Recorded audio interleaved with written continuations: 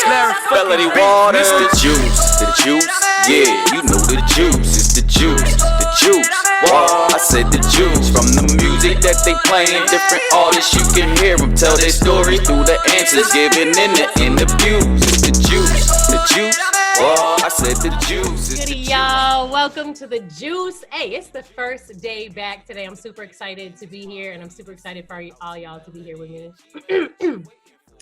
This is a bittersweet moment. I want to start the show off today. We're going to start off with a memorial, actually.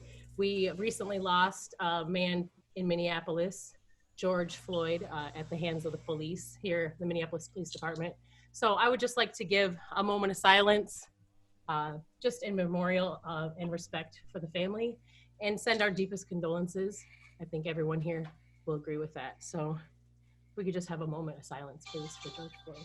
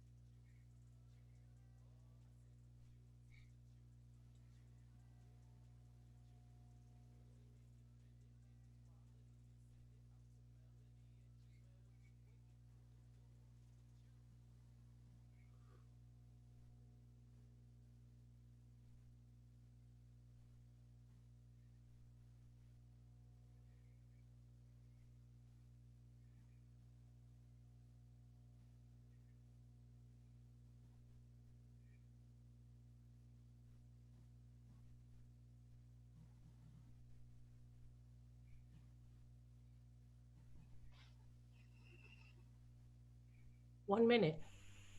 That was 1 minute. George Floyd went without air for 8 minutes. So if you thought that that was an uncomfortable 1 minute, imagine 8 of them without a breath. May he rest in peace, and may his death not be in vain. Peace and positive vibes to my city and his family as well. May you find comfort and may you find peace. So I want to thank you guys all so much for being here today. First, I want to start off and say that the people that are here today, I handpicked my first, 6 shows, I think. So the people that are here because they're very special to me. And each one of them means a lot to me because they all support me immensely and all in their own ways. And it was only right for me to have the people who I feel like are major players in my life and in my success to be here with me on my first 6 episodes. So you're gonna see a lot of people that mean a lot to me in these first episodes. So man, welcome back to the juice, y'all. We are now. Yay! Congratulations. So glad to be here. Thank you guys so much for being here. Yo, we got EMillio EgBar in the house. Can we? Hey, Peace, hey, peace, bro. I'm over here in the dark, but excuse my lighting. I'm sorry.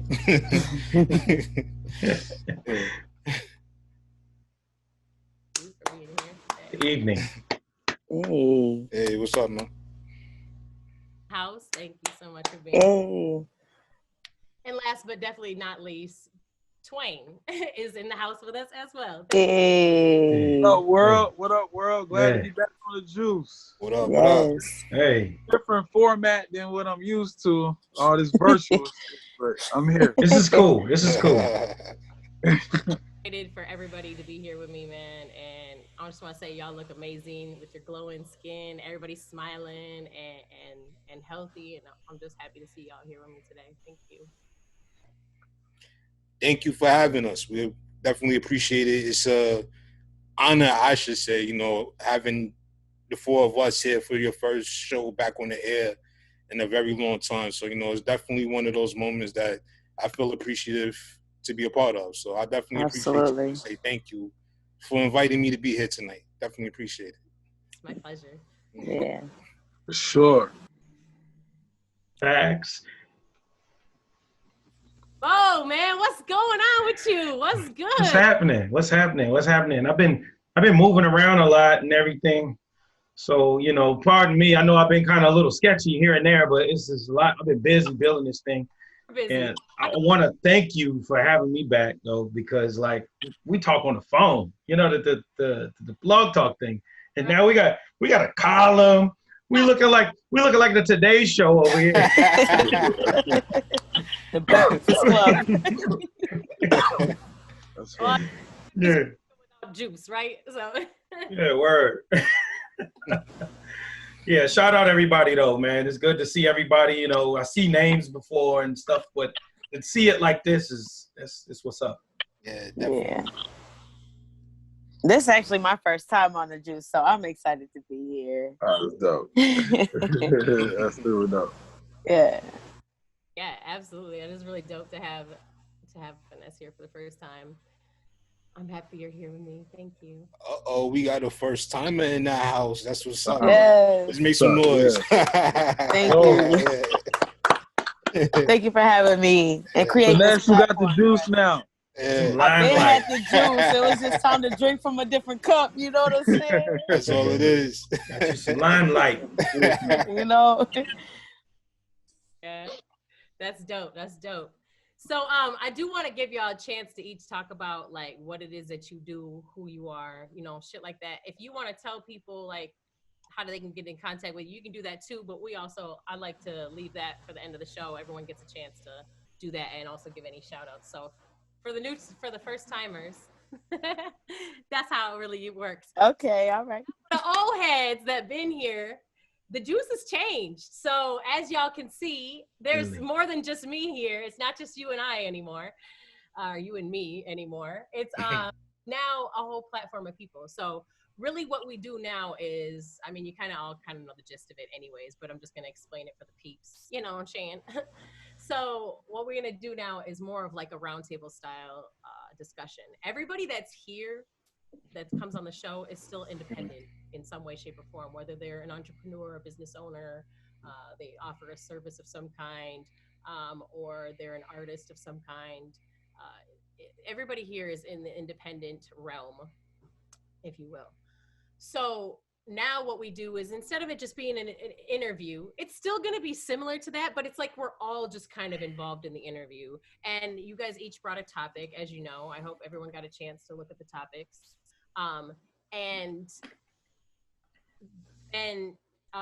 We're going to talk about all the topics. So we'll try to get to all of them as much as we possibly can. Obviously, you know what happens with discussing. Things can get a little out of control. We may run over the time. I gave an hour and a half. If you guys allotted extra time, you know, we may run over to 2 hours. I'm okay with that. That's not going to be a make or break. I'm okay with that if you guys are okay with that. So we can continue on, you know, with some discussion or whatever. But first, I'd like to start off with everyone being able to talk about a little bit about themselves. At the end of the show, like I said, we do wrap up with kind of like some shout outs and give your social media information or whatever kind of information you like for people to contact you at. So with that being said, I'm looking at Finesse's face right now. So Since I'm the newbie. she's the newbie, you know what I'm saying? So let's Yeah. girl. Well, of course.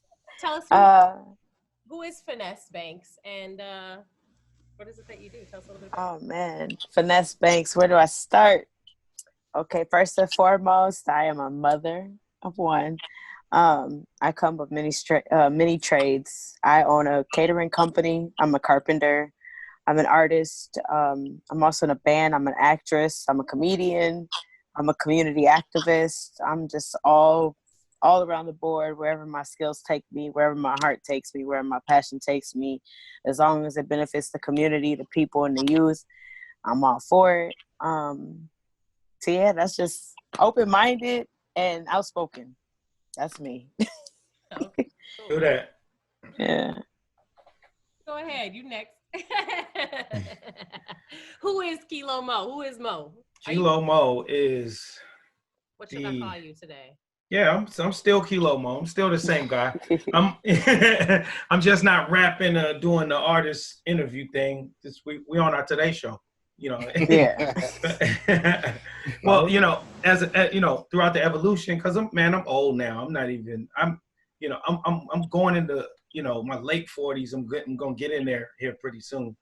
And so, you know, now I'm more about growth and value positions for people around me. And, you know, my Kilo Mo has gone from Kilo Mo, the street guy that used to sell drugs, to, you know, changing his ways and getting into the area of high level thoughts for all mankind, and just really getting into a place where I can get people to think a little different, to empower themselves to do more with what they have as resources. Because we're in America, you know, one of the richest countries on the planet. And so if we can just at least tap into a portion of that resource there, we can all empower ourselves, therefore empower our community. So that's what Kilo Mo is and what describes him today.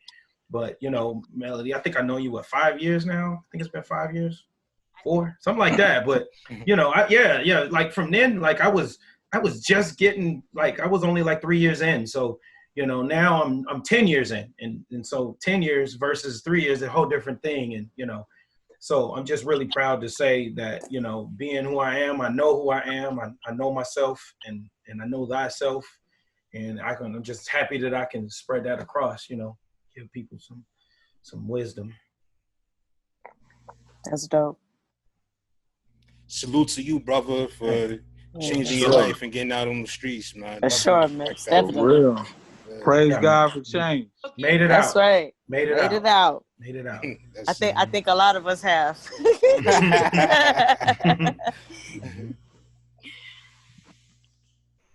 At least we trying to make it out. Yeah, Right. at least we trying. The operative word, try. Try. That's the operative word. EMillio, go ahead. Who is EMillio EgBar? All right.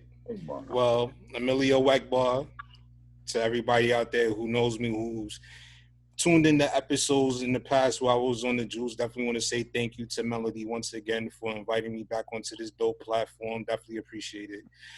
Real quick about myself, I am the founder and the host of online hip hop and R&B show known as the Nonstop Radio Show. And the Nonstop Radio Show was formed back in 2013. We launched our first episode June 1st, 2016. And basically what the platform was made for was to help showcase up-and-coming artists that couldn't get their foot in the door with mainstream radio and other platforms that was considered mainstream and everything. So, you know, we wanted to create a platform to showcase artists in towns and communities and other cities that wasn't real known for the hip hop scene. And since then, you know, we've grown from just being a SoundCloud show to being actually syndicated on, like, I think 9 different networks right now. So, like, you know, we basically just took that and we just wanted to, you know, give artists a platform for themselves to be heard, you know, especially being myself, having been a former artist as well. I know the difficult grind it is to try to get yourself out there and try to get yourself before an audience. So, you know, I wanted to take away from what I was doing just to add something to give back that would be meaningful to other artists out there. And it's been a pretty dope ride, you know. Hopefully we can continue this thing going and hopefully people out there continue to, you know, rock with it.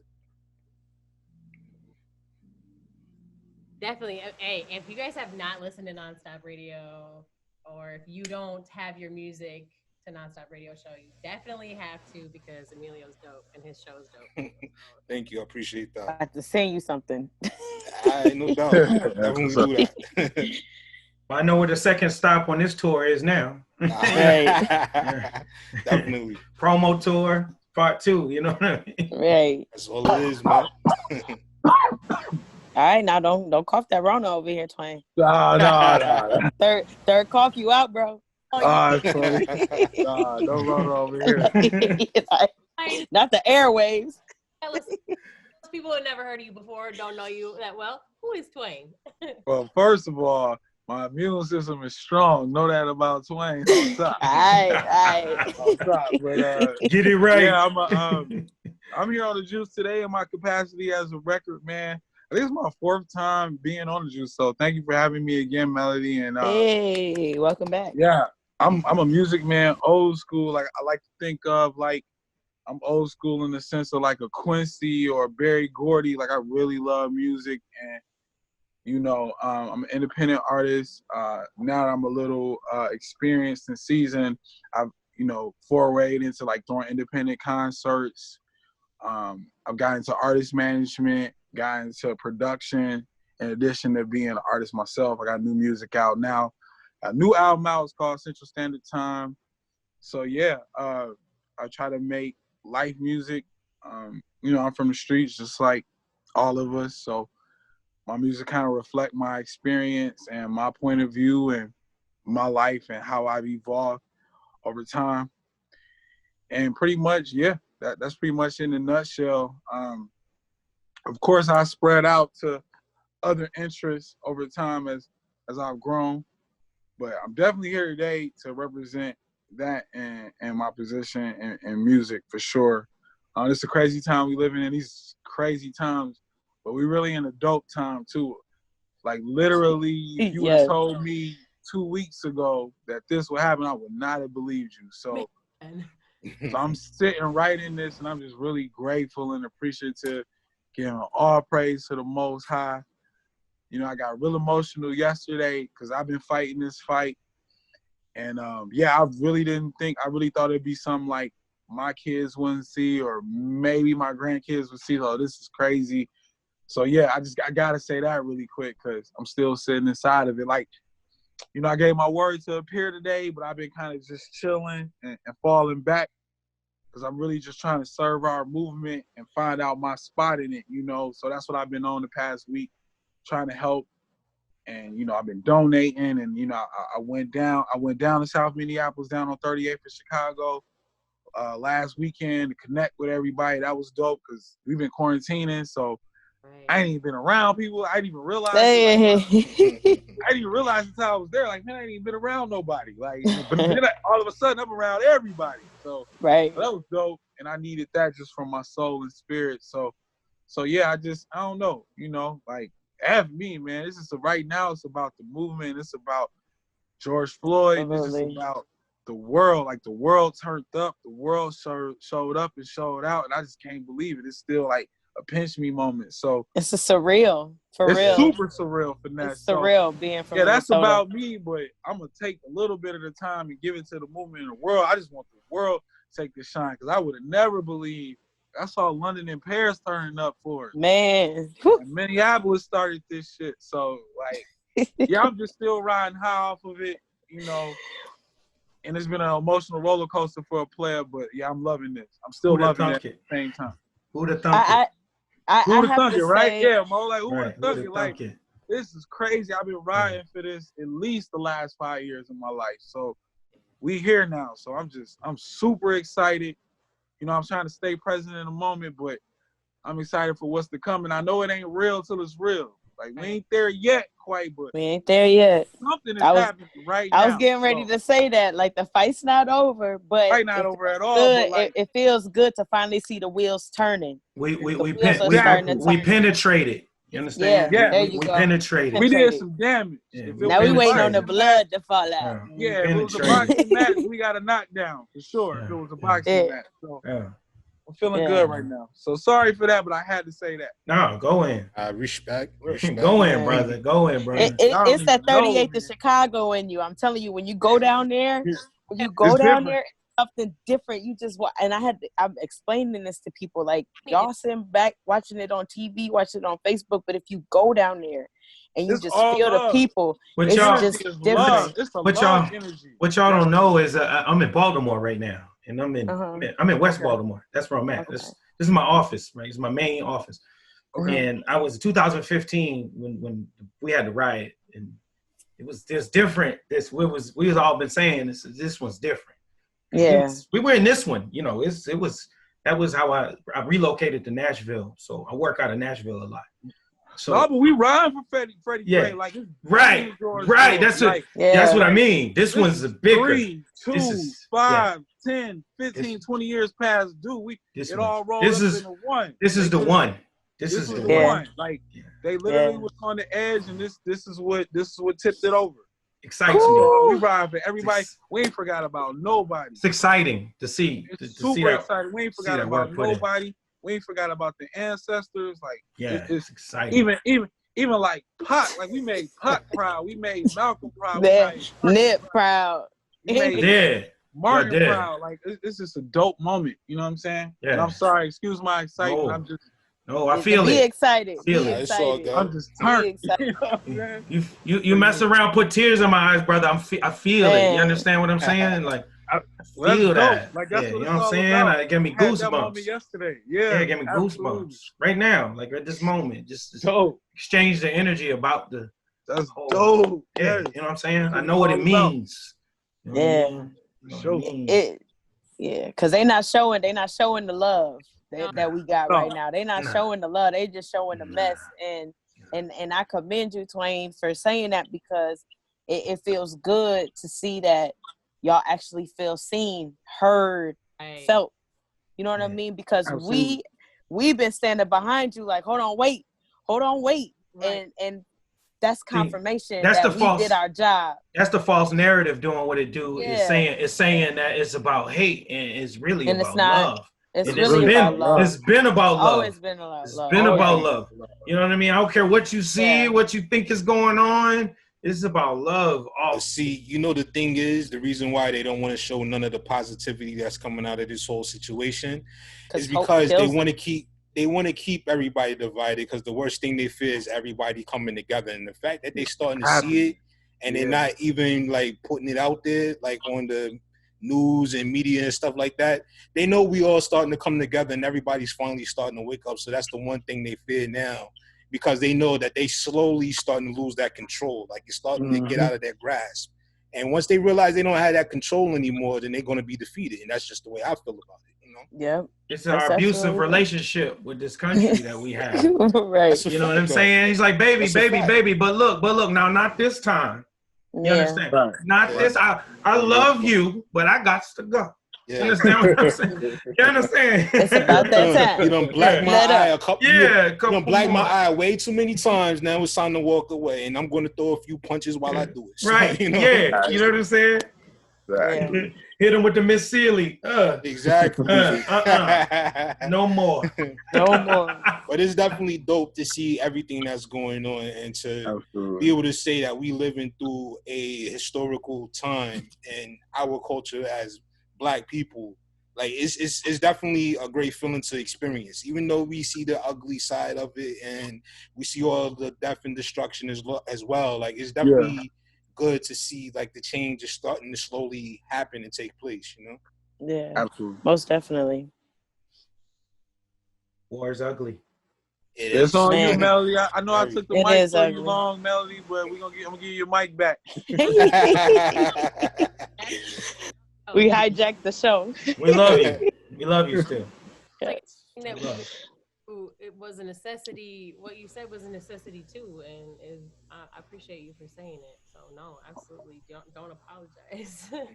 Don't ever apologize, and yeah, definitely don't apologize for speaking about something that you're passionate about. I'm passionate about it too. So yeah, we've been out there, and we've been out there. About the love too, because that's the thing, like Finesse already said, like they're not showing the love. They're not. It's so like I needed that to heal, because so many days I was so angry, like I didn't feel anything but anger and rage.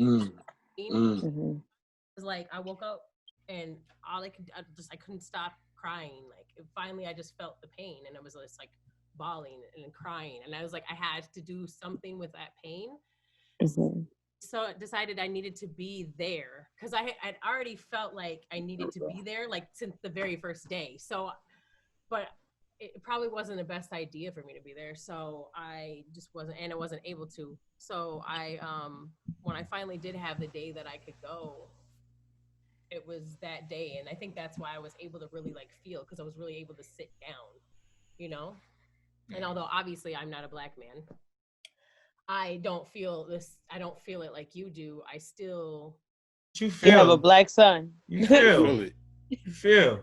You see a human being on the concrete getting his life choked out of him and his rights violated.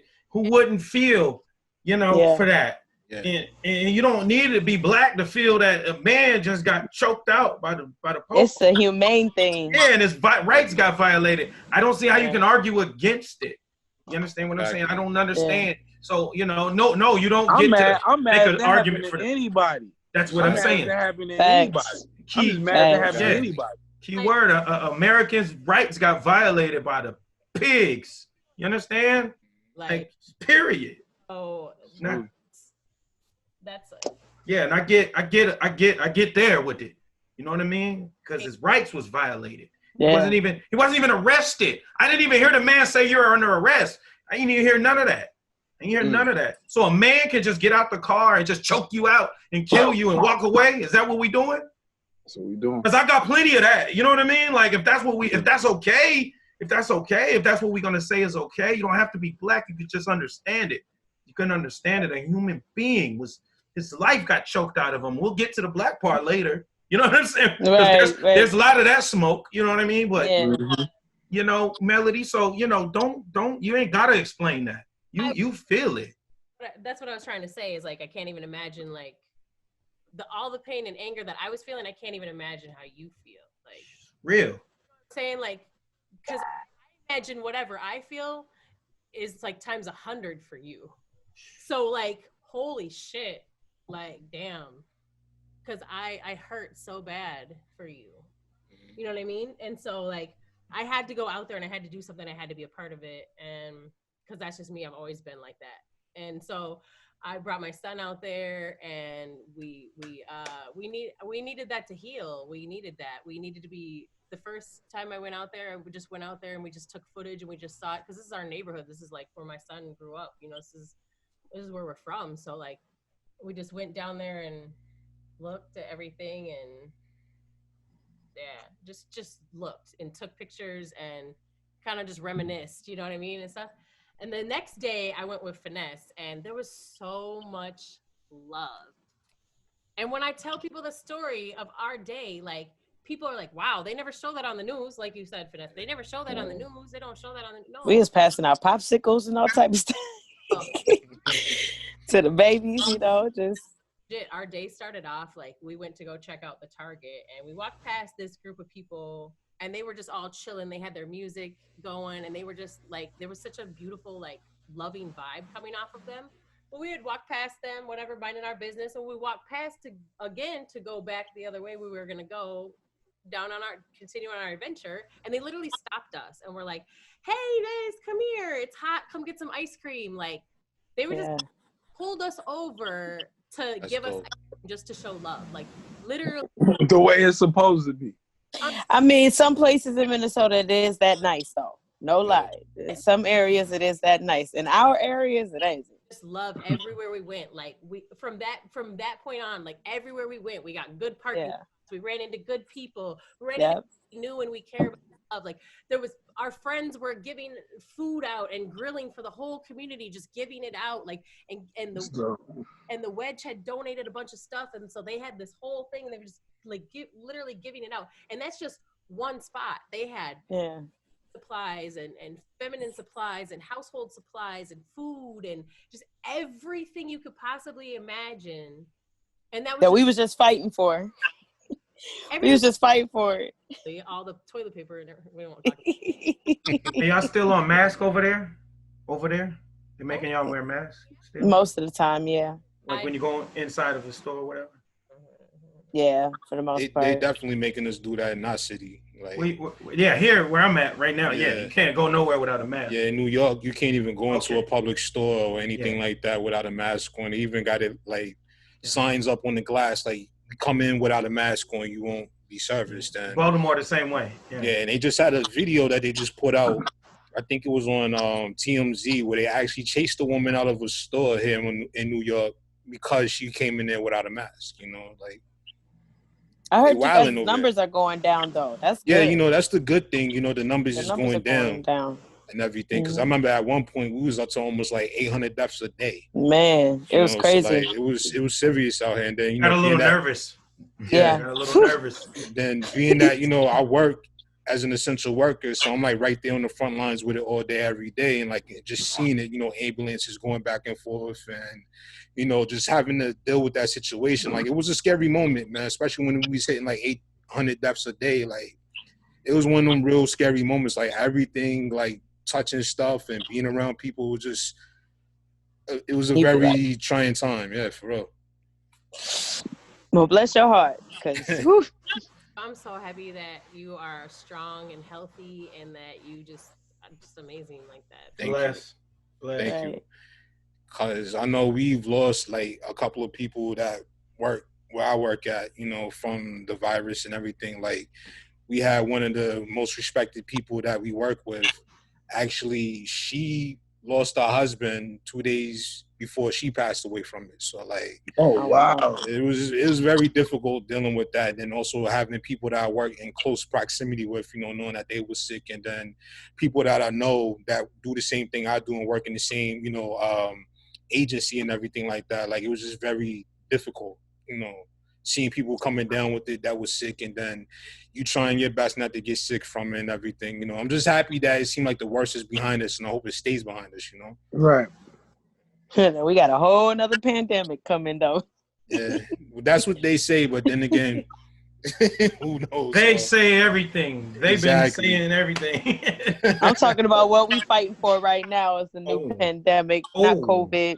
It's what right now is the new pandemic. We're dealing with the new disease we're trying to cure. No, virus. Facts. White supremacy. The virus of I won't even call it new. But the thing is, what I'm hoping is that once the convictions come down and these 4 officers are locked up and put away for the rest of their lives, which I hope, what I do hope is that the love that we are starting to experience as a people, that it doesn't just diminish after justice is served. I hope this is the seed being planted, that from now on we start to come together as a people instead of mental revolution. Exactly. Treating each other better, Yeah. The good stuff.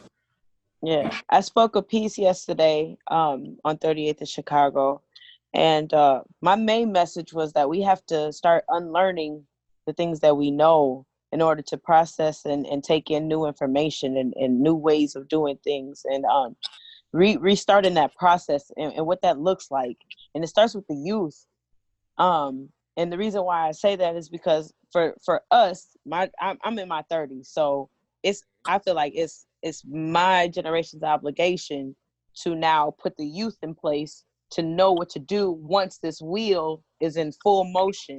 Mm-hmm. And when I say by this wheel in full motion, we're breaking barriers right now where we're starting to wake people up about voting. We're starting to wake people up about injustice and reform in the healthcare, in the education, and all these other reforms that we need. We need a whole new system, period. It's not just about police. It's about the whole system being broken. Exactly. And we have to put our children in place to know how to deal with that, just in case there's still those injustices borderline underneath, because we still gonna have stinking thinking.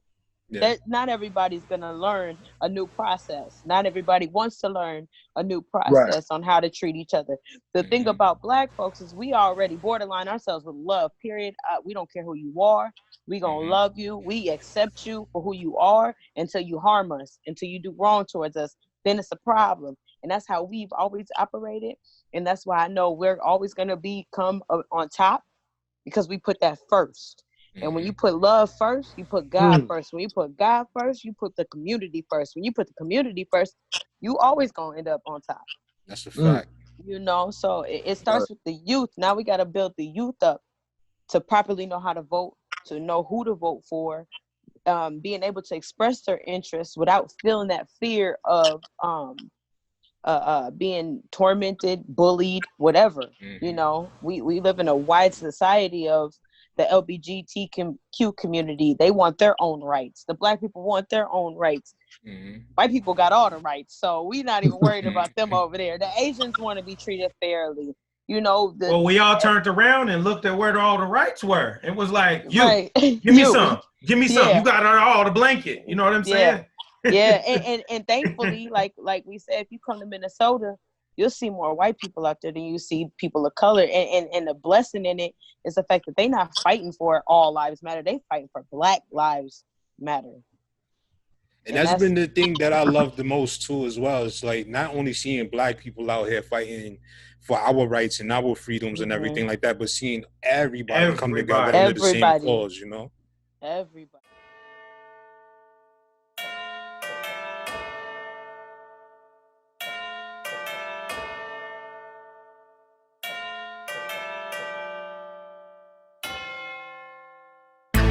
Me and my L County niggas is hoodbound. We're on our way there right now, matter of fact.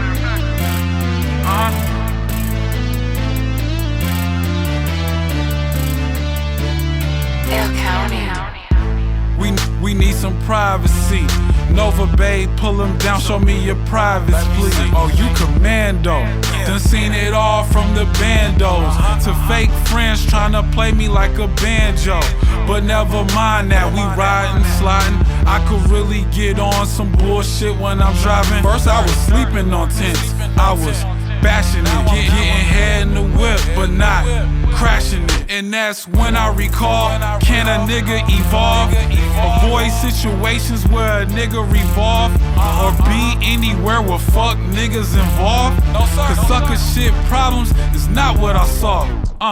Got 10 on my ride, ain't none of your business what's inside. Got 10 on my ride, ain't none of your business what's inside. Got 10 on my ride, ain't none of your business what's inside. None of your business what's inside. None of your business what's inside. Got 10 on my ride, ain't none of your business what's inside. Got 10 on my ride, ain't none of your business what's inside. Got 10 on my ride, ain't none of your business what's inside. None of your business what's inside. None of your business what's inside. Ain't none of your business. ANOYB.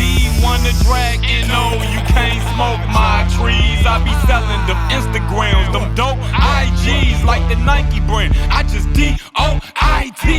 Got no ID, but I still ride slicker in the box like fast wishes. The trunk got 5 kickers, pie flipper. My wrist got diamond time tickers. No wine sipper, I'm sending shots at you hand lickers. 45 gripper, I make you history pump. They say I talk a lot of shit, I need a Listerine cup. Wanted to be low key, so I tinted it up. When do celebrating what? Black History Month. Got 10 on my ride, ain't none of your business what's inside. Got 10 on my ride, ain't none of your business what's inside. Got 10 on my ride, ain't none of your business what's inside. Ain't none of your business what's inside. Ain't none of your business what's inside. Got 10 on my ride, ain't none of your business what's inside. Got 10 on my ride, ain't none of your business what's inside. Got 10 on my ride, ain't none of your business what's inside. Ain't none of your business what's inside. Ain't none of your business what's inside. We blowing herb in here, I'm getting derb in here. Her head bob, I hold her weave, we got some nerve in here. Crossing 35W, just left the W. Headed northeast, cause I keep it low key. Perjury tap me, you a young OG. So my actions match behind my tents, be so action packed. None of they rhymes be the truth. I let rappers rap, but I'm verified. Facts is facts on my wax and tracks. Let that be that. Just a Midwest nigga who black and snap, who came a long way from the crack and trap. Fuck with me the long way. Don't ever nap on that.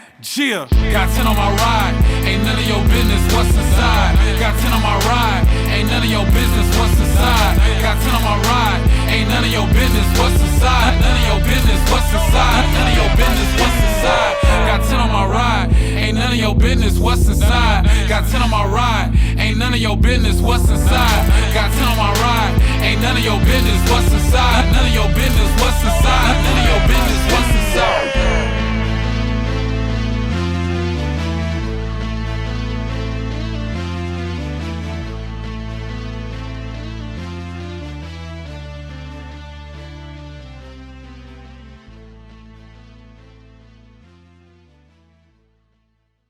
New York. You like that, wouldn't you? Shit, Cece. I'm from Minnesota and I wouldn't be caught dead in most of that shit. Is this really New York fucking city or did I fall off the Greyhound in Cleveland? If you close your eyes, could you see what I see? All the pain and sorrow, but I still believe. I still believe. that there's something for me. There's something for me. I still believe. I speak on revolution. Let me institute a brand new constitution. All freedom. But we so ignorant that we probably wouldn't read it. And in the end, this side we probably didn't need. It's just like, oh no, conversation is a lost cause. These men got purses and they lost balls. And I will not fall, so I will just become outlaw. I'm representing till I'm out, y'all. A foundation for my nation's what I'm about, y'all. Everything that's coming is soon to be announced, y'all. So don't get mad if my planet ain't about y'all. Understand the universe is happening around y'all. They out of this world, but me, I'm from out of this world. Homegrown, organic, dropping oysters and pearls. I profess to give my flesh to the world. Guaranteed I give my best to the world. I'ma ride forever. If you close your eyes, could you see what I see? All the pain and sorrow, but I still believe that there's something for me. There's something for me. I still believe. Now ask yourself, would you know, would you believe? If the task was wealth, would you achieve? Hold that, I'm talking free, cause talk is cheap. I walk the streets, all I see is the beast. Police ain't tough, so why would you flee? The laws are weak, so stand on your feet. Release yourself from the contract that you speak. Speak a spell, tell the truth and go through hell. The devil that lived is the devil that yelled. I'm a rebel, I sell intellectuals. That's property, no stopping it. It's poppin' B, it's yours, you own it. Find a skill and hone it, cause it's a snake in the garden and he want it. Hold that, the stars is written. Words is nothing but consent forms that we give them. Never hidden if your soul is living. Them jewels. If you close your eyes, them tools. Could you see what I see? All the pain and sorrow, but I still believe. Them jewels. I still believe that there's something for me. There's something for me. Them tools. I still believe. It's been a long time, so I stay on mine. I'm making something that's gonna last forever online. So if you hate it or you love it, I just don't mind. I just spit it while you mix it with your coke lines. Something for your brain. Let it settle in, things will never be the same. I'm on that chili bop. Y'all got them silly thoughts. I speak the truth to concierge. And if you see me draw the line, there ain't no crossing there. Now all is fair, this is love and war. If you didn't wanna feel the rain, then what you come here for? In my vision there are open doors, and it's not my thing to open yours. I'm just being polite. Next time I'ma probably ignite, bring out the cannons and be ready to fight. I'm so ready for war. If you feel it, then get ready for more. And if you fear it, then go pray to the Lord. I'm ready for life. If you close your eyes, could you see what I see? All the pain and sorrow, but I still believe. I still believe that there's something for me. There's something for me. I still believe. So that's like the most diverse community in the whole United States. Like we have literally everybody. Everything. So, and Minneapolis being like the most diverse city. So we definitely see everybody out there, and that's what's so beautiful about it. Like literally everyone from every walk of life is out there, and every ethnicity is out there, and it's beautiful. Like, and let me make this point real quick. Minnesota is like that because we have that culture here, and yeah, one of the most beautiful things about our state and our city. And let me make this one point clear, because even though we are an integrated state, we're very segregated too. Because we got a little Africa, we got a little Mexico, we got a little Asia, we got divided areas. And to go in those places. Yeah, we are, but we have our own areas. You get what I'm saying? But right now, it's all different. Yeah, they like It's all on 38th in Chicago. Or I'm sorry, George Floyd Avenue. Oh, I like that. George Floyd Avenue. Push for that. Push for that. Push for that. Yeah, The coalition is right now. The coalition. Push for that. I like that. Push for that. Love that. I can't hear you, Mel. He said push for that. I heard Mo, but I can't hear Mel. Oh. Where's she at? Where the host at? She's right there, but like her mic for some reason, like when can you hear us talking, I can hear everybody else. Yeah. So I can't. I want to. Well, while we wait on her to come back, I'll fill in what y'all was talking about. Connect back to what one of y'all was saying at the beginning. At the top was like, I think it was you, EMillio. Like they don't even want that. They don't want us to all come together. That's what they literally, the powers that be, have literally worked hard to keep us apart, keep us segregated, keep us hating one another. And now that's dying. Like that connection getting stronger. Because they know if that happened, it's a wrap. Especially in this country, because we're a country where the government works hard to make us fear them. Other countries, they fear the people. You know, and we like finally except for Hong Kong. Well, North Korea, they've been banging out for some years now. Yeah. North Korea. North Korea is just different too. North Korea is different, but you know, the United States government, they worked hard to really keep us in fear and keep us apart. But that also goes back to what I had said like a couple of days ago. I think I also said this yesterday when we did the pre-run. And I said the same thing, like fear is another form of control. So as long as you keep people living in fear, you're going to continue to have that control. But once that fear starts slipping out of your grasp, then you lose all control of the situation and you're not having that same effect anymore once people don't scare you, aren't scared of you. I'm glad you brought that up because my message to anybody watching this is you're in control of the fear. You're in control of not living in fear. It's a mental thing. Yeah. Once you make the choice to not live in fear, your life will change. Exactly. And that goes back to control you. And that goes you back will you will make better choices because you won't be making them out of fear. Go ahead, bro. That's a fact. My fault. I don't mean to cut you off, but I was just saying when you said that, it made me think about something that I saw in Rocky V when he said, make fear your ally. You know what I'm saying? Like, you don't have to live in fear. But if you know how to control that fear and use it to your best advantage, then you could be unstoppable. You know what I'm saying? Can't nobody stand in front of you and think they're going to beat you when you learn how to control that fear. You know what I mean? Yeah, I've been checking out that Mike Tyson podcast. And he talk a lot about that. Like, Customato. First of all, his podcast is dope. So anybody should check it out if you haven't. But he's very evolved now. And he talk about like his journey. And he's like, the reason why he was so dope is because he was so scared. But he found a way to channel it. One thing about him, he ain't look scared. This man was 12 years old knocking out grown men. Grown men. He made them scared, but he said he was terrified. But he found a way to channel that fear. And now he's just in a different space, in a more healthy space. But that makes me think of that, especially with the boxing connection, because that's the man that found a way to channel his fear, and he didn't look the part. And he was able to get by. He was able to make it his ally, basically. He faked it until he made it. That's right. He faked it until he made it.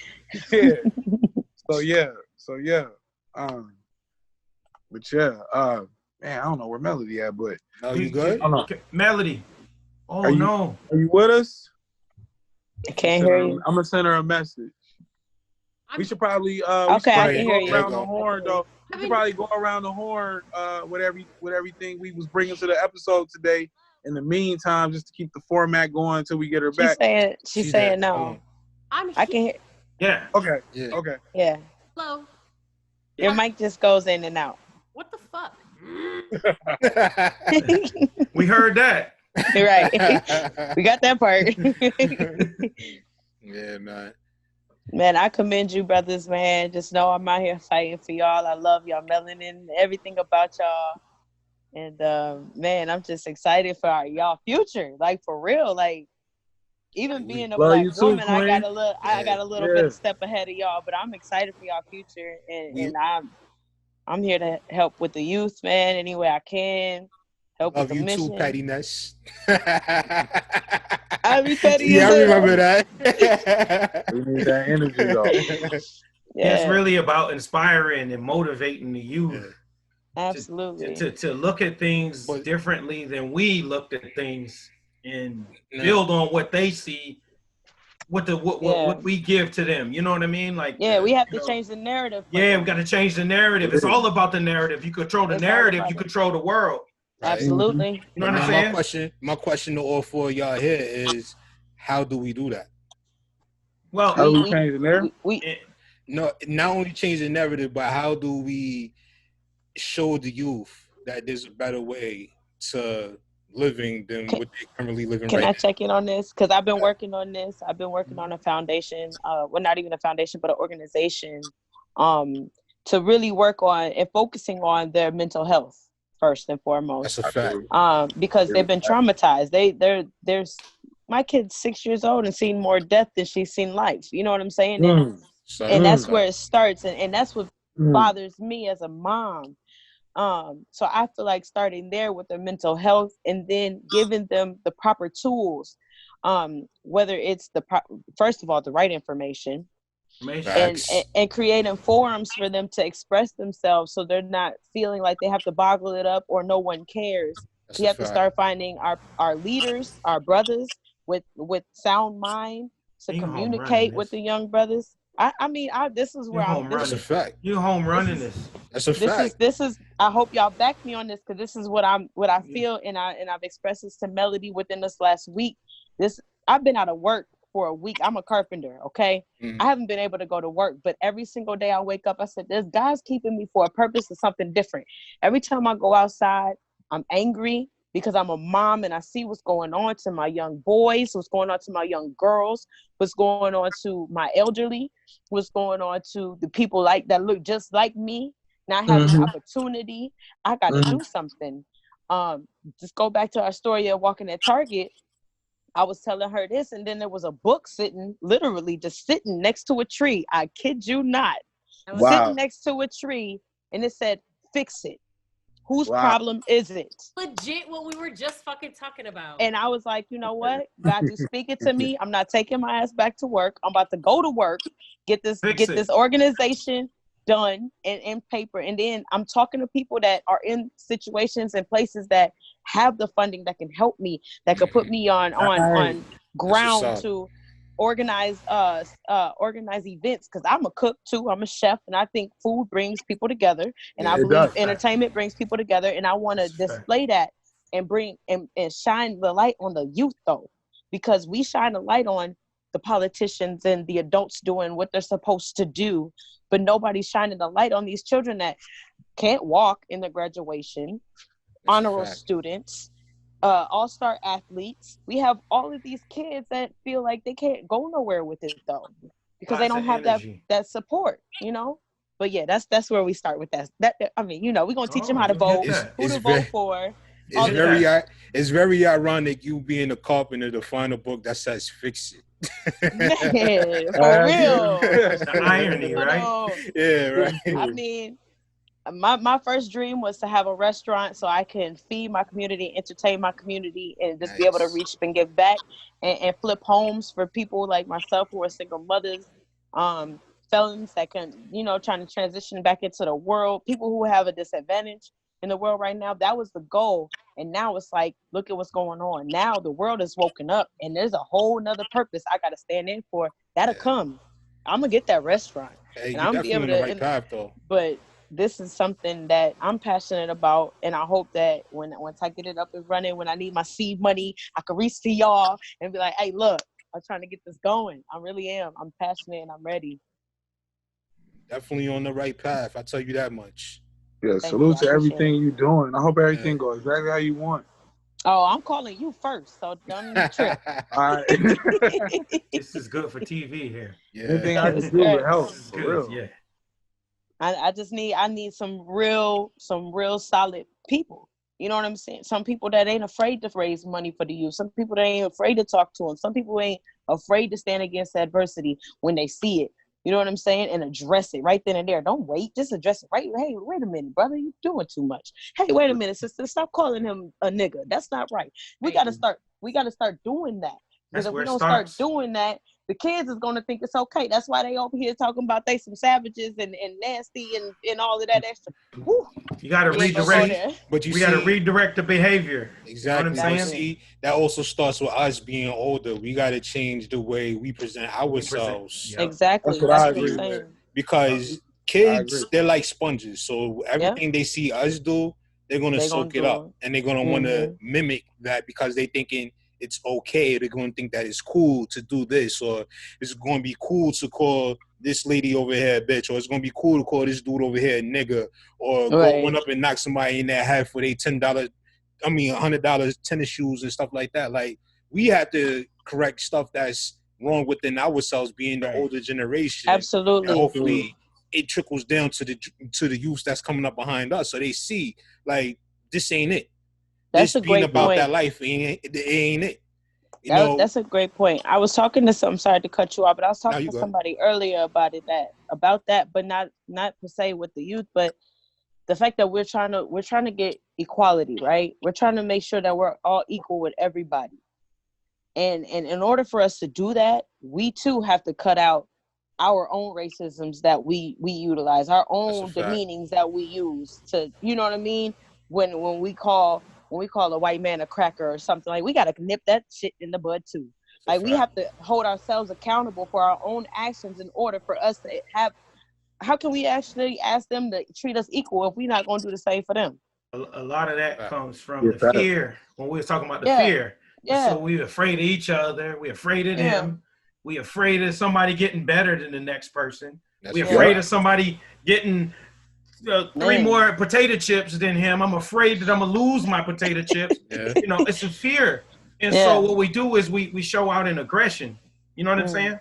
That's that crabs in the bucket mentality. It's the crabs in the bucket mentality, right? And so we show out in aggression, but we got to show, like, when it comes to the youth, we got to kind of show them, like, okay. And speaking on that whole crabs in the bucket mentality, that's one thing I could never wrap my head around as a black man in America. Like, why is it that we don't want to see somebody doing better than us? Like, at the end of the day, if I find success and you come to me, you ask me, yo, how did you get to that level? I want to do what I got to do to teach you. Let me show you. Right. Like the old saying goes, like, you give a man a fish, he can eat for a day, but if you teach a man to fish, he'll eat for a lifetime, right? So at the end of the day, why not teach that man how to eat for a lifetime instead of, oh, this motherfucker doing way better than I am. Let me go knock him off and take what he got, or get him out the way because I don't want to see him doing better than what I'm doing. Like, that's bullshit. That goes back to what she was saying. It's a lot of brothers need mental health. Yeah, the mental health. Yeah, it's a lot of self-hate. It's a lot of self-hate with us. With the, I mean, it's the side effects of white supremacy and chattel slavery. Like, it's a lot of self-hate in our community. A lot of self-sabotage.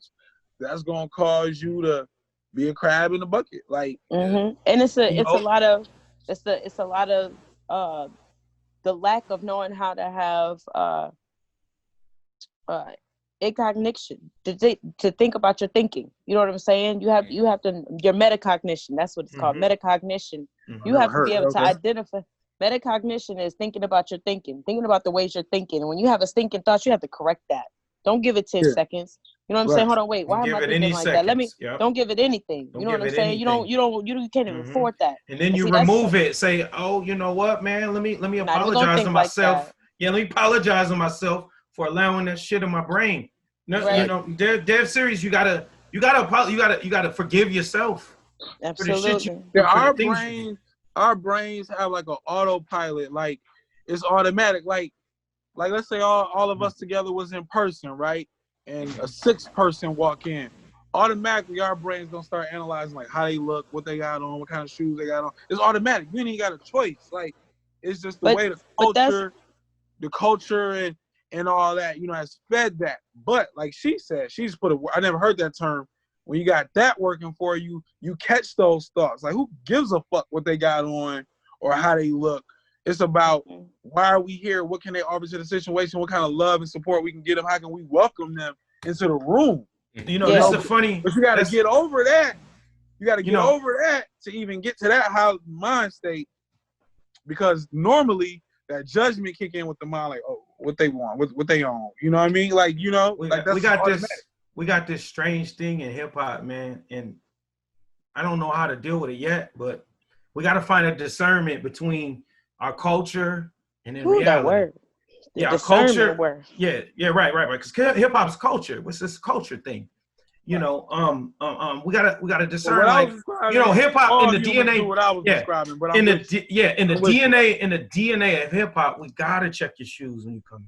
We gotta check your gear when you come in. But all humans do what I'm describing. Yeah. But you're right. Hip hop is a whole different animal. Yeah, that's a whole different animal of that. You know what I mean? That's a whole different. We gotta find that discernment between the two. Like, hey, you know what? Hey man, your shoes is whack, B, but you know what? I still love you. Right.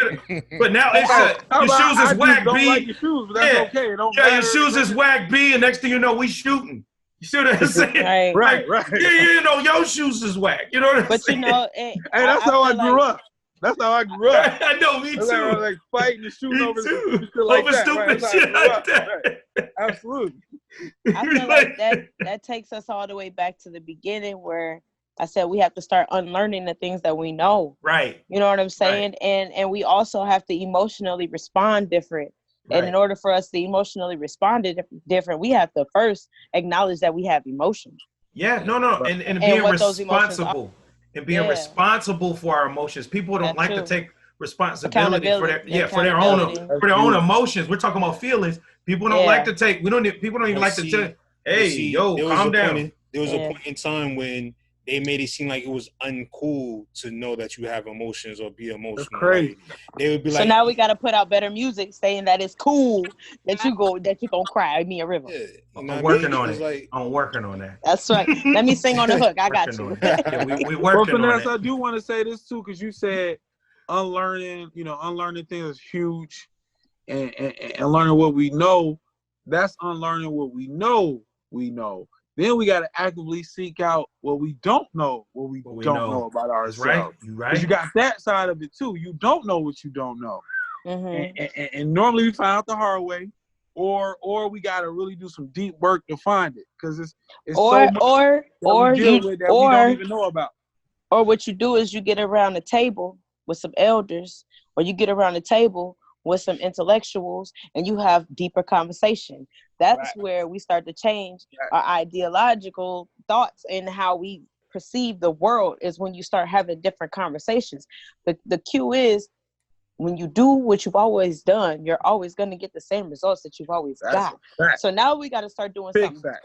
You know what I'm saying? So if we're talking about changing the narrative, okay, what does that look like? It looks like us policing our own neighborhoods. It looks like us pitching in and bringing grandma groceries around the corner. It takes a village mentality back. That's what we need. It takes a village mentality, and we got to spread that out. That's what's dope about this moment right now. We back to that.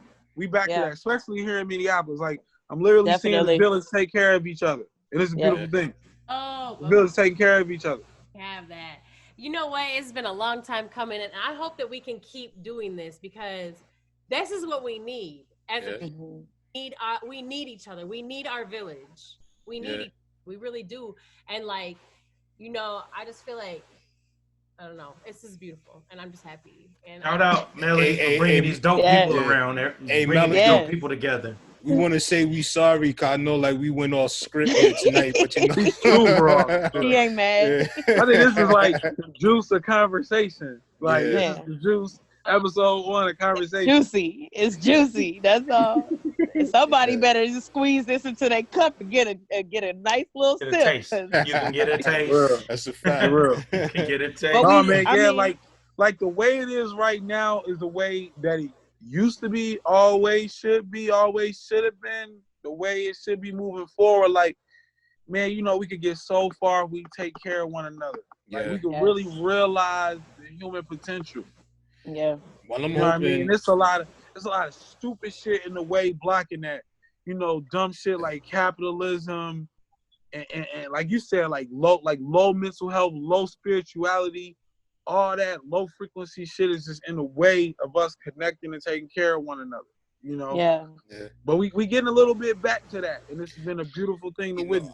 I want to see all that energy that's going on right now, all that positive energy and love, ripple effect out from Minneapolis to everywhere, because I don't want to bring the mood down, but like still here in our city, like we still have issues with the youth killing each other and still systematic racism and a whole lot of bullshit that's going on here in New York City, that I hope that we can take a page out of what's going on in Minneapolis and we can apply that within our own communities. You know what I'm saying? Because it's got to start somewhere. You know what I mean? It's got to get back to that a village mindset instead of the nigga mindset. And what I mean by that is the ignorant way of living, thinking that it's me against every the man world, for fuck himself. everybody else. Yeah, you know what I mean? Every man for himself. I'm with you, Finesse. That every man for himself.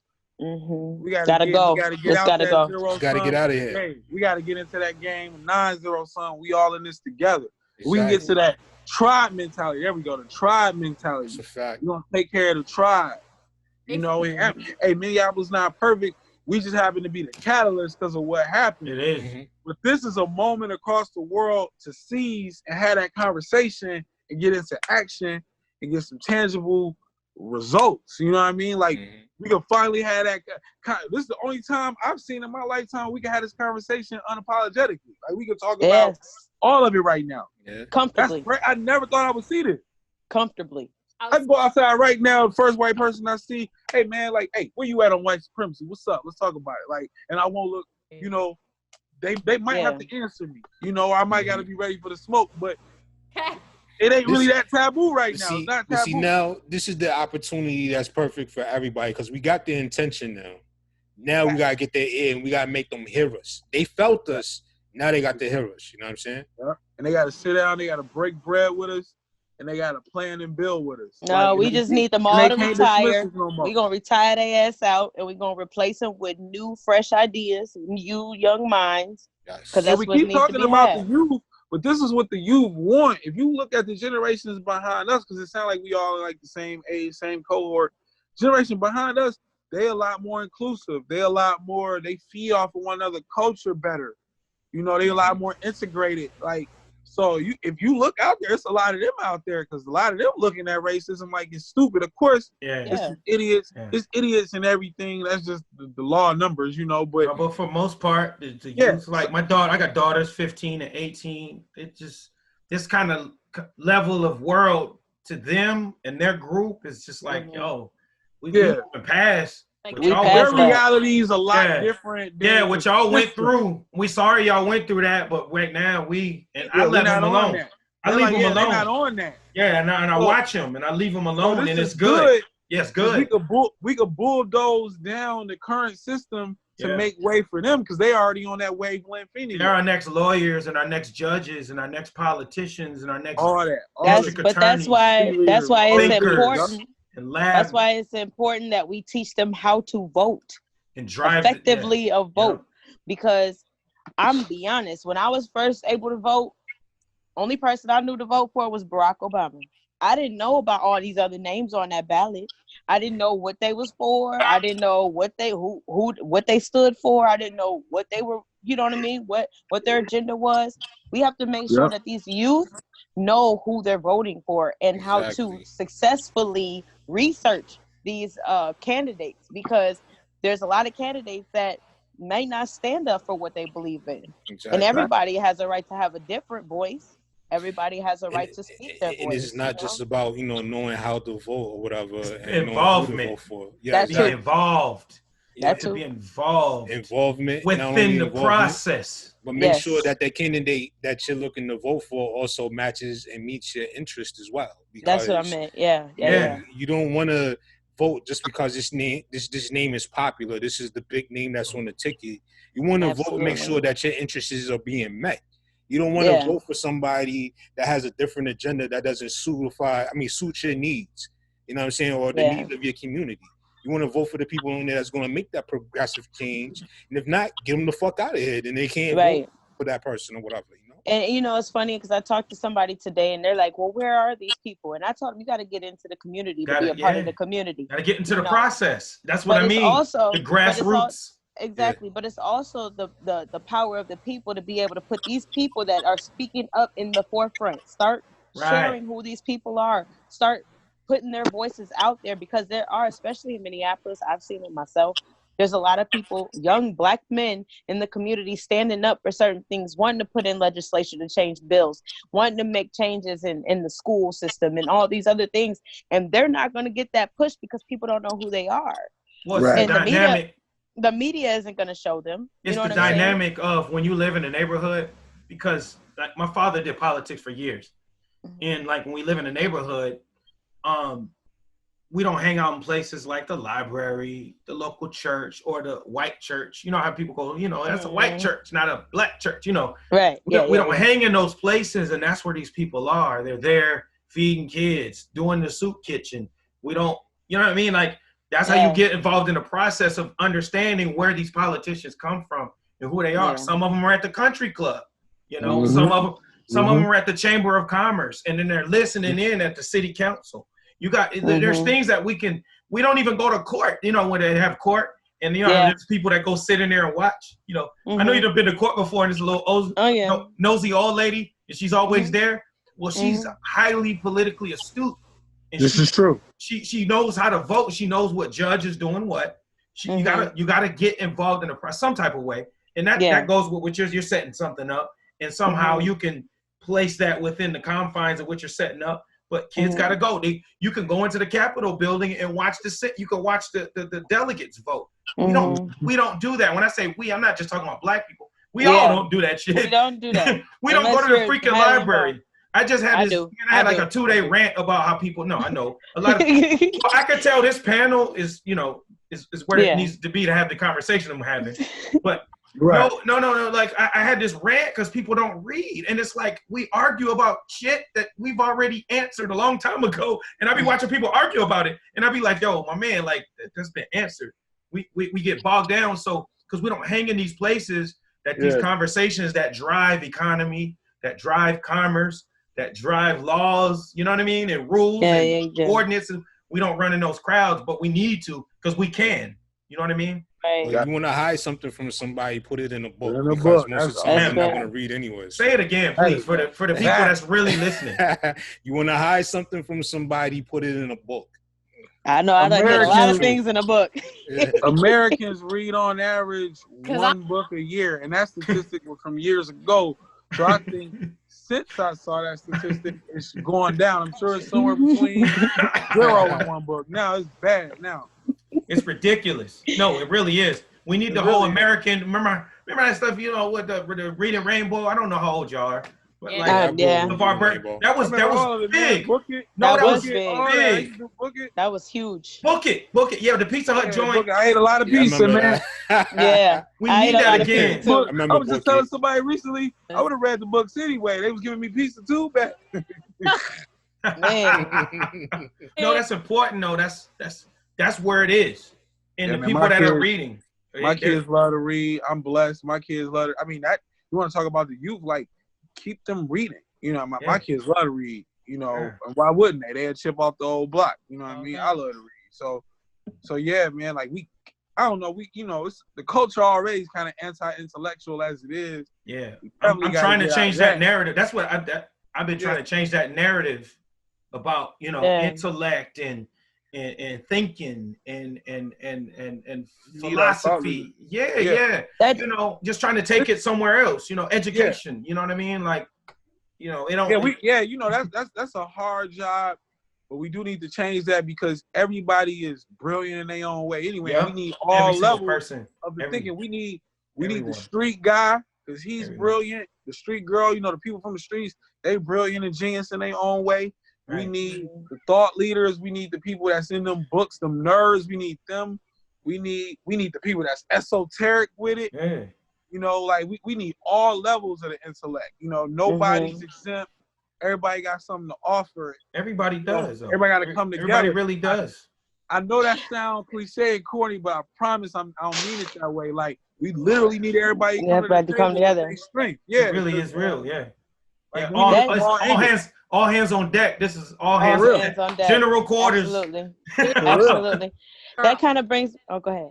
stuff like that. There's a reason we each have our own strengths and our own weaknesses, and we are different strengths and different weaknesses, and are in different skill sets. Like there's a reason, because we really are one. Like the reason they keep us from showing all this love that you guys are talking about and things like this, because they don't want us to realize our oneness as an entire being. Absolutely.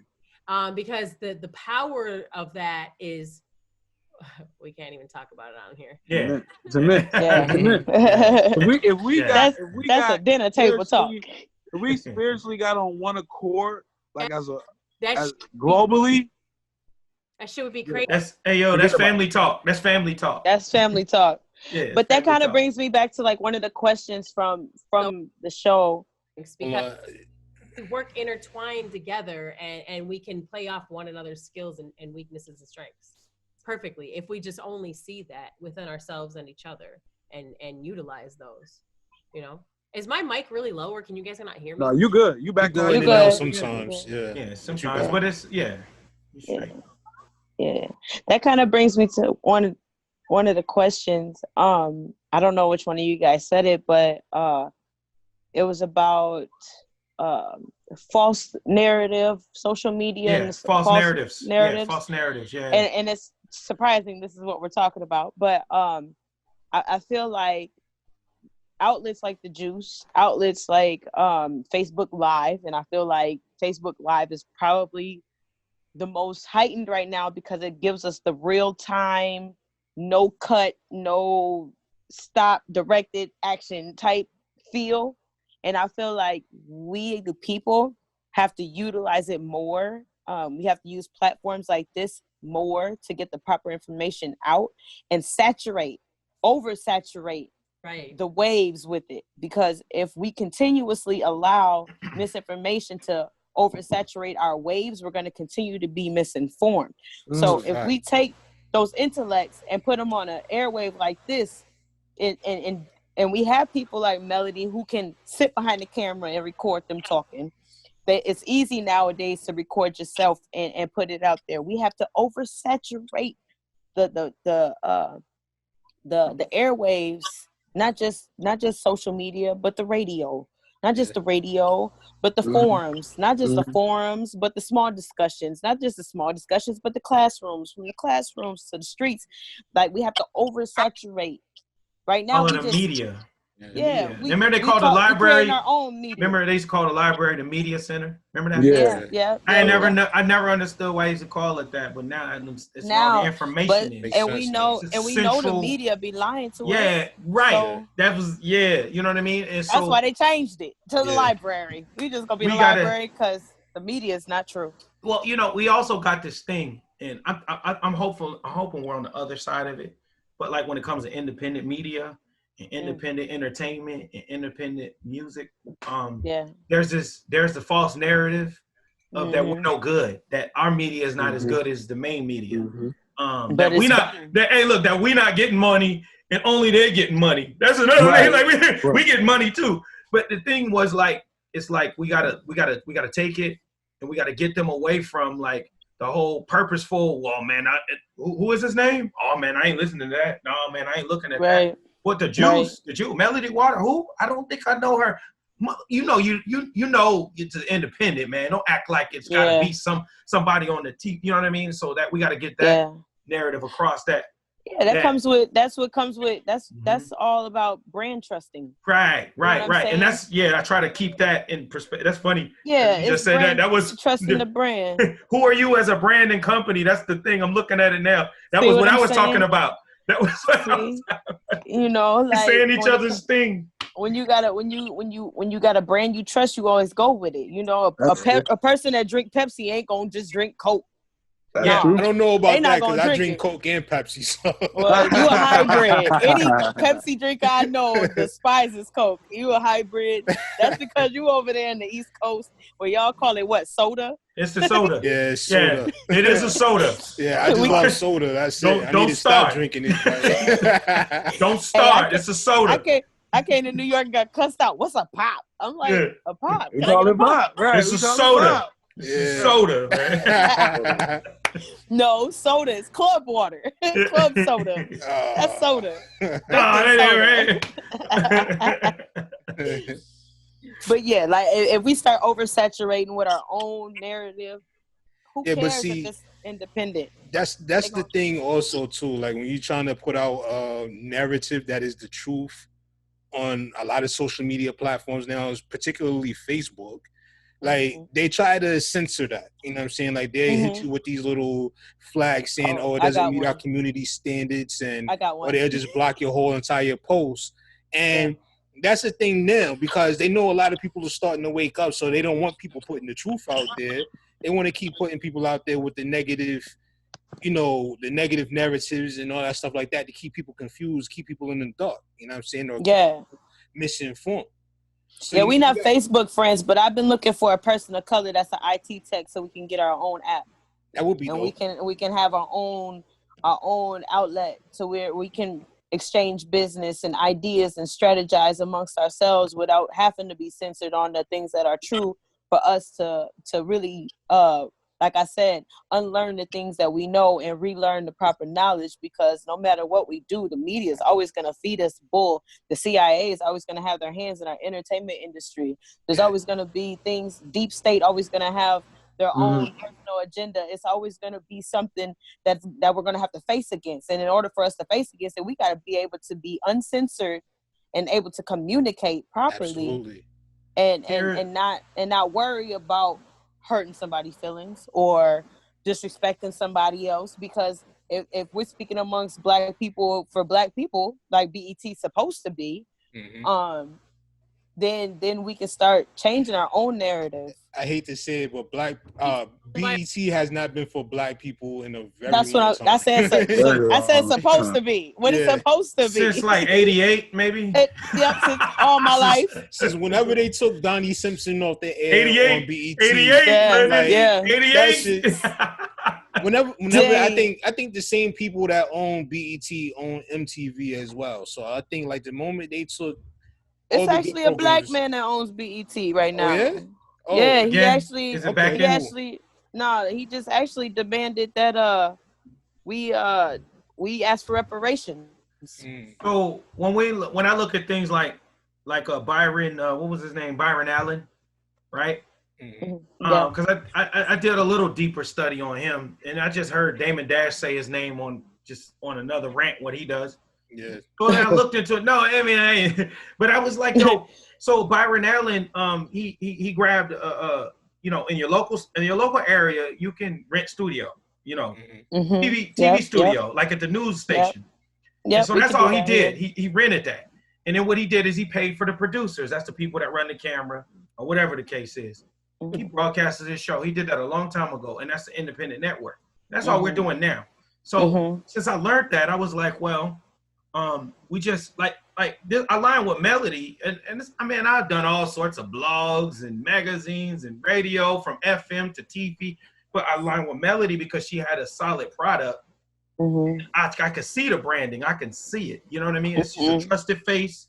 It's a trusted, you know, very professional. Yes. And a lot of us tend to lack that professionalism in the indie sector, and so what it does is it turns people off. And really, we have the thing we need. We just missing the professional couth that it takes to. I mean, think about the music game. You know what I'm saying? I've been in the industry for a long time. We've all been in the industry for a long time. It's hard to wear all the hats. You know what I'm saying? And sometimes when you wear all the hats, you're not respected. But once you get that talent set aside, and then you got somebody who could do the business for you, and that business and that talent is being taken care of on an equal level. Not I'm giving more to my talent and less on my business. No, you got one person handling the business, the hustle, the grind, making sure things are booked, and the talent is there perfecting their craft, continuously creating. Then you become a dynamic brand that's gonna blow up, and then you can't beat. You're undeniable. Yeah, so that's the same thing we have to do. That's the same thing we have to do when it comes to. Go ahead. There's a flip side to that coin. You know, you do want to be able to entrust somebody with running the business aspect of your brand. But at the end of the day, you got to make sure that person's intentions are there True. and that you share the same vision, because you got people that'll come in and start running your business, and then if you start stepping away from it and not really paying attention to what's going on, the next thing you know, they'll be stealing from you, or they'll have you in some other type things that's not a good look. Because for it's a your brand. lot of money on the table. Exactly. Man, listen, I don't A hire whole lot. nobody. I don't hire nobody without a background check. This Feel is me? this is what I'm. Integrity is That's everything. funny. This is what I came here to talk about. There was the business part. Is so people can learn at least have a basic understanding of setting themselves up as a business and as a label and as a company, and then operate and do business from there. You know what I'm saying? You can set yourself up and not know exactly everything you're doing, but at least you're in a position to negotiate terms. Yeah. Right. I mean, anybody that starts a business from the jump, you're not going to know everything there is to know about running and owning and operating a business. But you're in the best position when you have when you are a business. Right. When you own one, you're in the best position. Yeah. And that's a fact. You know, eventually, you know, as you gain experience, you're going to know how your business is supposed to work, and you're going to be able to do the things you need to do to make your business stay operational. You know what I'm saying? Like, everybody that comes into it, when they first get into it, they're not going to know shit. You know what I'm saying? They know the little basics, but as you grow, then you start to learn more. You feel me? Yeah, most definitely. Most definitely. Because I done tapped into the food industry. I done tapped into the economic development industry. I done tapped into a lot of things. And in order for me to be great in any of those, I have to really master my craft. I got to spend time on it. You know, and that's TWAIN with anybody. Yeah, It looks like TWAIN's gone. What happened? Oh, there you go. There you go, Melody. We know Say something else. something else. All right, there you go. Motherfucker. It was your face. It's like something else. Right, like something else. What was I supposed to say? Check the persona, Willy is sick as coronavirus. Hit the booth and cause a crisis. Got this bitch on autopilot. You might be David, but trust me, bitch, I am not Goliath. Spit the flow approach so quick and stick you on a liquid diet. Just pick a fight with the squad and watch the fun begin. Get the strap and nigga, it's a rap like a mummy head. Welcome committee, we at the front when you coming in. Fuck all that mumbling, nigga, let's get the rumbling. You leave stumbling, this game's crumbling. And I'm harder than that crack cocaine that be bubbling. Yeah, you weaker than some PC speakers. And me, my flow uglier than E.T.'s features. It's a sport, you belong in the bleachers with all the dreamers. I'll come to your block and make you put some use to them sneakers. You paid 300 for them, but ain't got 300 on you. Your niggas say they had your back, but they fronted on you. Big facts, I don't do that pit-pat rap. Break you off a piece of the strap, that Kit Kat that. I feel like Big Tigger when this mama move, cause everybody noticed when this game lost a lot of jewels. The llama gon' do more than drop a bruise. It's liable to pop and leave you personal property of a hospital. Ooh, Billy Crystal, you niggas swear that you comical until you under pressure and you melting like a popsicle. This obstacle I overcame is damn near impossible. With me losing is right beside it, I'm just being honest, dude. I don't know what kind of dude to buy a bitch some Prada shoes and let her walk all over you. I think this shit is kinda rude. Ooh, let me catch my breath before a nigga feel like he ain't got nothing left. And right before I tell you how this industry's a fucking mess. Fuck the stress, if I ain't selling bricks and they don't fuck with that. Let me sell some keys and I'll tell the DJ to run it back. You niggas make me laugh spitting that Pootie Tang funny rap. Side-eye take, and might I say, with all them tight clothes, you niggas is looking bright-eyed gay. Is it okay if I say that word in 2020 for real? Cause if I never wear a dress, I might never get a deal. I'm so fed up with the mess, but I will never pop a pill. I'd rather get a bitch to pop her pussy right in front of my grill. Hot damn it, I done finally landed, smoothing and granted, moving in panic like I woke up in a hammock. You should've left me stick with the graphics and doing videos, and now I'm back eating these rappers quicker than Cheerios. Sky, do you see this shit is getting really pitiful? You can fit all the good rappers in the kiddie pool. You can ask my mama, I done been this way since middle school. Hard to ridicule, you niggas is minuscule, bitch.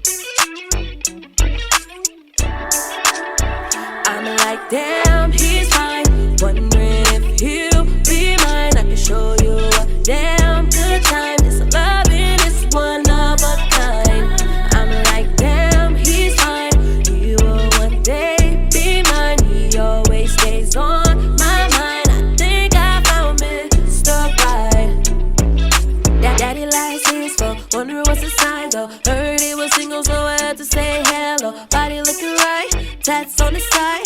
Come here, little baby, promise I won't bite. So tell me what's your name. They like to call me Dave. And if you don't mind, I'd like to take you on a date. We can kick it and chop it up, eating good while we cracking up, touching shoulders and legs. So you know that I know what's up. Your vibe got me feeling ya, so sweet and superior. The way that you smile, can't help that I'm digging ya. Wanna jump you down and make you my baby, and hopefully one day we can get married. I know I sound a little bit crazy, but baby, can you blame me? I'm like, damn, he's fine. Wondering if he'll be mine. I can show you a damn good time. This loving is one of a kind. I'm like, damn, he's fine. You will one day be mine. He always stays on my mind. I think I found Mr. Right. We hitting malls and scenes, buying promise rings, talking about our future, all those corny things. He let me meet his mama, he chill on that drama. I'm like a princess and he my Prince Charming. Sticking with me will make you fall in love. Yeah, yeah, yeah. You're all I need and I'm more than enough. Yeah, yeah, yeah. Don't make me look like a fool, cause I'm all into you. Leaving me at the bar like most of these dudes. But you seem real cool, and I like how you move. Can't wait to be official, I hope real soon. I wanna cuff it down and make you my baby, and hopefully one day we can get married. I know I sound a little bit crazy, but baby, can you blame me? I'm like, damn, he's fine. Wondering if he'll be mine. I can show you a damn good time. This loving is one of a kind. I'm like, damn, he's fine. You will one day be mine. He always stays on my mind. I think I found Mr. Right. I'm like, damn, he's fine. He's wondering if he'll be mine. I can show you a damn good time. This loving is one of a kind. I'm like, damn, he's fine. You will one day be mine. He always stays on my mind. I think I found Mr.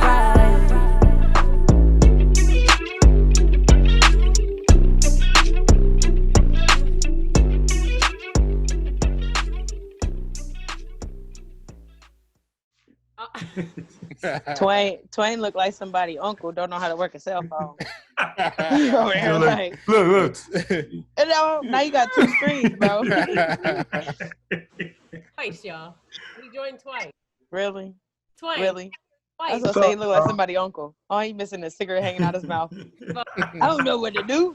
Then he be like, Use this goddamn. I don't know what I'm doing. Somebody come help me with this shit. Put the transmission in for you tomorrow. Okay, Right. funny guy. Okay. I told you I'd change the brakes tomorrow, man. Come on, man. I'm trying to have my beer. Oh wow. I gotta drop off anyway, but I ain't want to be rude. Oh, okay. And I'm sorry, and I ain't want to be rude and not at least come say bye. But yeah, man. Okay. I gotta drop off anyway. Then my phone died before that. But this has been an amazing conversation. Congratulations to Melody again on the return of the Jew. Yeah. I'm gonna be here supporting. Man, Okay. I'm connected with a lot of y'all Finesse We Facebook friends. EMillio, you've been supporting me and my artists for some time. I got your email. I know who you are now. I got your email. Okay. Yeah. I don't know if we connected before. We connected on the email. I think we was gonna do something a while back, and then things keep happening. The coronavirus. I was gonna come up there. You know what I'm saying? So I got your email. I got your information. I'm gonna email you some stuff. We gotta chop it up. Absolutely. And figure some things out. Hey, y'all just come on to Minneapolis, get some of this love. Whatever we gotta figure out. Oh yeah, come you. with the people, man. Whatever we gotta figure out. You know what I mean? Send you back home so you can bring that to your people. You know how Nip say you learn the knowledge, you take it back to the hood and drop it back off. You know what I'm saying? So come, feel the love, take it back home with you, and just start doing it and be an example of it. You know? Big energy here. Big energy. Yeah, this was an amazing conversation, man. I really appreciate y'all, man, and I was proud of y'all. Before you go though. Yeah. How you like that? Did it make y'all be quiet or what? Now I see. Look, it shows me. Hello. Yeah. Okay. Hey, before you go, Twain, though, can you please tell people where they can find you and on social media? You know, I guess so. Your music. Yeah. Can get yeah. Time. Yeah, I'm at TWAIN Low on everything, TWAINLO, except Snapchat. So at TWAIN Low on everything, TWAINLO. And yeah, my new album, Central Standard Time. All you gotta do is Google it, TWAIN Central Standard Time, or wherever you like to listen to your music. Just search that, type that in. And I just got my new merch bundle. I just added you, and so I'm gonna get into all of that music and Appreciate that, brother. Appreciate that. And I Yo, definitely TWAIN, make sure we get up soon, because I definitely want to have you on my show. I would definitely like to get everybody last on time the we show. talked, that's what we talked about. Yeah. So I'm excited to come on your show. And yeah, that's pretty much it. Please support me if you able. But right now, literally, the moment is not about me. So, you know, I would implore anybody to just find a way to support the movement, what's going on, even if that looked like just learning more about like our history and plight in this country. You know, if you a person that's kind of ignorant and don't know about it, I don't even mean that as a diss. Or please, you know, donate to whoever is doing something tangible that you can see results for your money. You know, that's even more important than support me right now. Because I put me on pause to you know, find my way. But yeah, I appreciate all the support.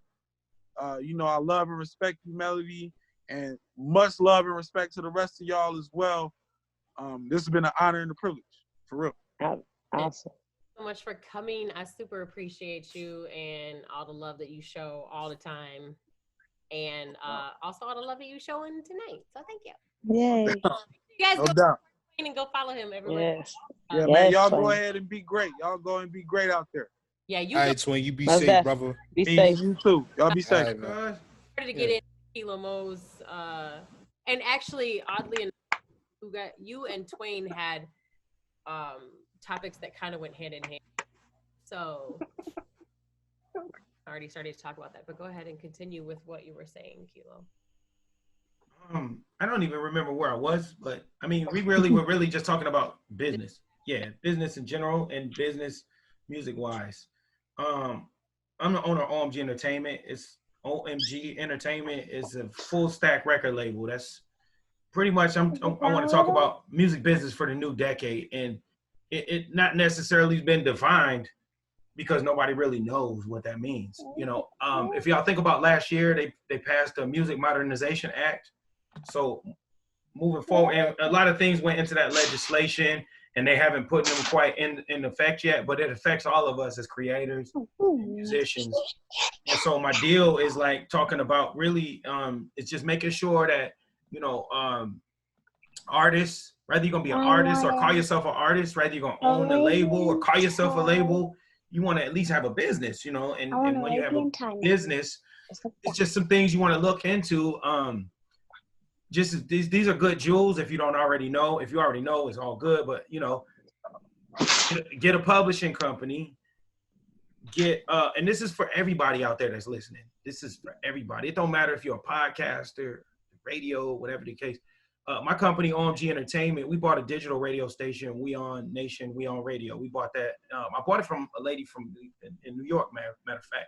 Yeah, Finesse. I know I'm not Finesse, but Finesse. I bought it from Finesse. Infinite. No, Infinite. Yeah, that's the name. I was like, I used to be because I used to be on We On Radio. So like that's when you started saying OMG. I'm like, I kind of like rings a bell. So So we bought it. That's but to do business like that, and she was in business, we could do business. Right. A lot of people don't understand that and what that means, but a lot of that is also all encompassing to dealing with, you know, the police stuff, all of this, because police out here protecting businesses, right? That's what they're doing. They're protecting businesses. That's the corporation that is America. Yeah. Thank you. Yeah.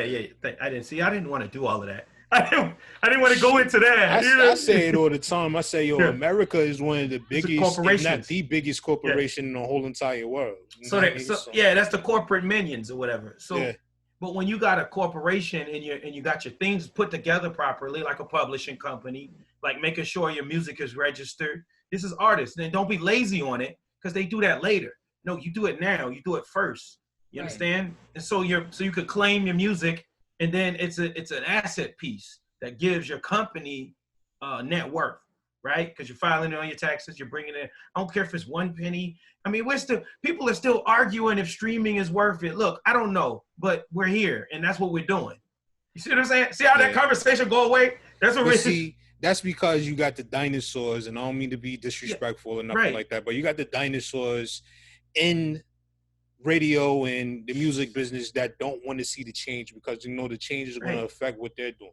Yeah, it will, and it take money out of people's pocket. But exactly. You know what though? Blockbuster, and Hollywood Video. I mean, what they're going to do? Argue with Netflix about, hey man, we still use DVDs. You know. But evolve with the times, man. You're because you choose to be a dinosaur. Your age doesn't matter. It's the you choose not to gain knowledge further and continue on evolving with the times. You have no. It's not pretty much knowledge. It's more so people don't want to accept that change, and you got to accept that change going on around you. I don't necessarily mean like book knowledge. I mean knowledge of going on, knowledge. Yeah, observation. You know what I'm saying? How are people utilizing different platforms? Knowledge of what is in the now. Like that's the type of knowledge. They don't because they're out of fear. Going back to the fear-based stuff. Out of fear, they don't want to learn that stuff. First of all, they're probably afraid they don't know how or they can't. And then, like you said, they feel like they might get phased out. Well, in all reality, right? But that's that whole "I gotta get mine" mentality. Yeah. That's that "I gotta get mine," because there's a place for everybody. It is a place for everybody. I had this joke. I was just like, "Hey man, check on your promoter friends," because those was the main guys. Like, hey man, you gotta come out. Hey, you gotta do this, and now you gotta be in, and you ain't got nothing. I'm about to say those promoters is hurting right now. You got nothing. You got nothing to stand on. You got nothing to stand on. So this gives everyone something. Here in New York, they just had DJ Envy and DJ Scratch. They just did like a DJ telethon kind of thing where they was raising money for the DJs on Instagram because with everything having been shut down. Like a lot of these DJs is out of work now, so you see a lot of them now. They on Facebook doing lives for free. Yeah. But a lot of them didn't embrace what I'm talking about now. A lot of them didn't embrace it, and had you already been plugged in and not, again, a lot of the DJs, I'm not mad at any of them. They had every right to be the way they were. It's just they didn't add the component of business to it. That's a fact. You added formation of your company. LLC, incorporate whatever you're gonna do, and then taking that and then owning your music, slapping your name on it. I mean, guys are still like, give me $100 for the beat, and I'm like, let's go together and let's put it out, and then let's put some value on it, and then let's sell it. You know what I'm saying? Like, it's a backwards hustle, and so it's like when you're not already in a digital fold. Now, I started my company in 2012, right? Mm-hmm. Spotify started in like 2008 because as soon as I first seen the iPhone in 2006, I was like, everything is there. Everything else don't matter. That's how I thought about it. And I was like, as soon as I get some money, I'm starting a record label. That's like, it was like a no-brainer for me. It's, you know what I mean? Yeah. And people laughed at me all the way until like just 2018. Like literally people were laughing at me.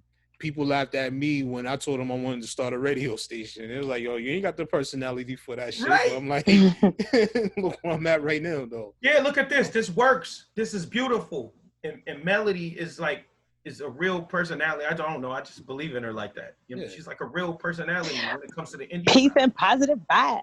Yeah, that's her thing. She's a real personality, and it's a lots of us out here. It's hundreds of us, and just being a business, we can all put ourselves in a situation where we can go where the money is. Now we can go to the bank. We can go. You know what I mean? Like, like I don't have a problem going to the bank. I can go to the bank. I can borrow whatever I want to borrow and do whatever project I want to do. That's why I always say, well, come on, because I can't. So just bring your, come on, Mo. But we're gonna show you how to set all of that stuff up. And, for everybody, we're gonna chop game and see who has what, and then I'll make sure you have what I have. Right. You understand what I'm saying? Now going back to what you were saying earlier about the DJs not making that switch and adapting to what's going on and everything like that. A lot of DJs also, where they fail at is they just wanted to just stick in the DJ route. You know what I'm saying? Like they didn't give themselves other avenues to further their brand. They just wanted to stick to going in, slapping the vinyl on the turntable, scratching and mixing, and that be that, and getting booked for gigs and all that stuff. But when I look at somebody like DJ Envy, this dude got real estate. He got fucking all kinds of different things. He do venues and stuff like that where he got his own stuff going on. Like a lot of these DJs wasn't smart enough to understand, like, all right, you can't just have just a DJ, just like with artists. Yeah, a lot of artists streams. Exactly. Just like a lot of artists wasn't smart enough to understand that it's more than just selling records. You gotta have more going on for you. That's why you see a lot of artists out here now. They got, you know, record companies, or they got other ventures outside of music, because they know that the music game, the way it's changing now, you can't rely just solely on record sales. You feel me? Right. Like a lot of people don't know, and I've been trying to tell people for a long time, since 2015, like you can get a licensing administrator. Licensing administrator will take 1%, and he'll go and get you your deal with Spotify, Apple, YouTube. Listen, guys, I'm telling y'all one more time. Look it up. Look into it. Licensing administrator. I got 39 global deals. They pay me for my music. I don't pay them. See what I'm saying? It's a difference. And when you start doing business like that, you start understanding things a little better. Speaking of Spotify, you see how Joe Rogan just changed the whole entire landscape of streaming right now. He did, though. 100 million for out an of nowhere exclusive deal. God damn, yo. Like, let me make that kind of business. You know what I'm saying? But you gotta. That's the thing. You gotta get in the game first. I think his name is Sam Zell. He's an old entrepreneur, billionaire. He's like a Michigan. He's like a Michigan alumni, something like that. But he used to always say, "You gotta buy a ticket." What does that mean? It's get in the game. You gotta buy a ticket to win the lottery. You gotta buy a ticket. People aren't buying the ticket. You know what I'm saying? And that's why, like, Joe Rogan bought the ticket. He had the little podcast that nobody wants to do. That's why I believed in Melody early. I saw what she was doing early. Hey. I was retweeting everything. I jumped on there. I didn't even know her. I was just like, yo, this is just dope. But that's what Joe Rogan did. He bought a ticket. Melody bought a ticket. We on here, we bought tickets. Golden ticket. Would you say, Melody? I got the golden ticket. Oh, yeah, you probably do. But when you situate yourself in a place and you get started and you put business in order and you put things in order where they need to be, that's why Joe Rogan, you know, people think you're supposed to do it and then tomorrow somebody's offering you $100 million. Like, you got to do the 15-year grind. You know, you got to grind it out. You got to build stuff. You got to get trademarks. Exactly. You got to get, you know. And that's something I used to tell artists a lot too. I'm like, yo, build up the buzz and all the stuff that you got to do on your own. On your own. So that way, when you sit down to the negotiation tables, you have the leverage. You know what I'm saying? Like, people wanted to just jump out, oh, I'm trying to get this record deal. It don't work like that. Like, you see all these other cats, like, you take it back to G Unit. When 50 got cut from Columbia, what he do? He started going to the mixtapes heavy. He started going on those little Chitlin circuit tours and going on mixtape tours and stuff like that, going to venues around the country, and they just started blowing up. Now, nobody in there. They don't even talk about it. Times were 10 people in there. Exactly. Now when Shady Aftermath or Interscope and all these other different places that came calling and wanting to sign these guys, they got the leverage because now you got an album on the shelf that's selling without the major backing of a major label. You know what I'm saying? So he's making money off of that. Right. Also making money off your tours. You're making money off your mixtapes and stuff like that. Now I got the leverage. Same thing with Joe Rogan. Joe Rogan was getting like what? Millions of downloads for his podcast on YouTube. And he built up all this. He was already a millionaire by the time Spotify came calling with that whole deal and everything, you know? Right. So he had all the leverage. He could just say no. That's just a say fact. no. I mean, today's industry, really, all you need a major label for is a distribution deal in the first place. Right. You really don't need them for You don't even need them for that if you dig deep enough. Yeah. Like the license administrator will get you everything you need on that. All you got to do is put up numbers after that. So all you got to do is put up numbers, and everything goes to you. Everything, the publishing, everybody else is publishing. It all go to you. You see what I'm saying? So you got to dig deeper into what's out there. People don't know what's out there. I think TWAIN said it. He said, we don't know what we don't know. Remember you were saying that? Yeah. It's a lot of that. We don't know what we don't know. Once you start digging in there, as you start to become a company, people start calling you and giving you stuff. Yeah. They start to give you stuff. And you say, whoa, and you look into it and you're like, well, I can do this with it. But we keep chasing the whole proverbial, I'm going to get 1 million streams and I'm going to get $5,000. I'm going to get, we're chasing money, and the value is not in the money. Because if the value is not in the money, we wouldn't sell stuff for money because people want the stuff, not the money. See what I'm saying? People want stuff, not money. Yeah. It's pipe dreams, value. You know? It's pipe dreams. Yeah. It's pipe dreams, man. Would you say Melody? The American dream, though. That's the American dream. Yeah, that is. For some. Yeah. I took A quote. Yeah. I don't want no dream. I want reality. Give me some real shit. I don't want an illusion. Yeah, I want the real thing. I don't want anything called the dream. I want the real thing. I want to hold it in my hand. You know what I mean? Hell yeah, something tangible and shit. That's a conversation of derivatives. They're trading derivatives. They're not even trading the actual thing. Yeah. You know yeah, but you know, I digress. But that's what it is. And shout out to everybody just even took the time to, listen to us and really hear us out, because we, as you can see, and I'm talking to the world, we all are trying to come up with viable solutions just to better and empower our own situations. That's all we're trying to do. And if you're against that, then you don't want that smoke, because that's what we're coming to get. Exactly. There's way more of us that do want it, so yeah, outnumbered. Unfortunately, hate to break it to you. No, because we with all the shit. Yeah. This was good. This was real good. This was really good. It was healthy. I love healthy conversation. I appreciate y'all. Real healthy. I wish we would have got to the questions, because the questions was like, I was looking at the questions right before the show and I'm like, wow, these are really good questions. And I would love, like I said, y'all come part two. We need a part two. Yeah, y'all come to Minnesota, I'll feed y'all. Me and Mel, we foodie friends. That's how we started. We became foodie friends first. Melody, if you don't remember, I did say probably around July. It's looking like it now. It's looking like I can get on up there now. So real July. That's what's up. Yeah, looking real July-ish. Yeah, we're looking real July. I just want to make sure things are cleared out. I don't need to be moving around with, coronas and ronas and, everything going crazy. Hey, just like Mel told me, just get your immune system up. Yeah, it's up. Yeah, I'm good. And you good. I'm 44. I don't look 44. Yeah, I don't look 32. I look like I'm. You don't 19. even look like you're in your 30s. I'm a vampire, and I'm 5,822, but I don't look a day over 3,000. I believe it. Hey, yeah. I like that. I like that. Yeah. So, do you guys want to talk about? We did kind of talk about kilos. Do you guys have a little bit of time, or you guys want to go? Because we could talk about Finesse. We talked about yours too. Importance of rebuilding a community for the urban culture, and what does that look like? We've been talking about that, so we did hit your topic, girl. Bust that down. So, Kilo's topic, and we also TWAIN, the business side of music. We talked about that. See, look at that.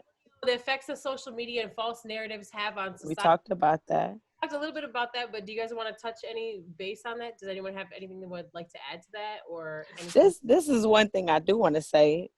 It's a lot of conspiracy theory extremists out there, and that right there, it's like for me it's a minefield. You know what I mean? Like, you don't want to get the wrong information, but then it's like you want to seek the right information, like what TWAIN was saying. How do we not know what we don't? I mean, how do we know what we don't know? We don't know. Yeah, we don't know what we don't know. And a lot of, especially right now, in this time with the election there, and I mean, what's going on, like I noticed with my own social media outlets, the ones I usually use is like Facebook and Twitter. But I've noticed, like, the more politically I spoke, or the more I stood on certain views with my posts, that I started getting different videos, different articles showing up on my feed. My algorithms changed. Algorithm, I changed my algorithms. I feel like with our media sector on those, because that's what we're paying attention the most to. I feel like we don't pay attention more to the TV anymore. We don't watch regular cable. Everybody streams everything. So still watch regular cable because I like NFL Network. Hey, listen. You gotta have the sports, man. He's like, yo. Hey, Roku got all of that. Trust me.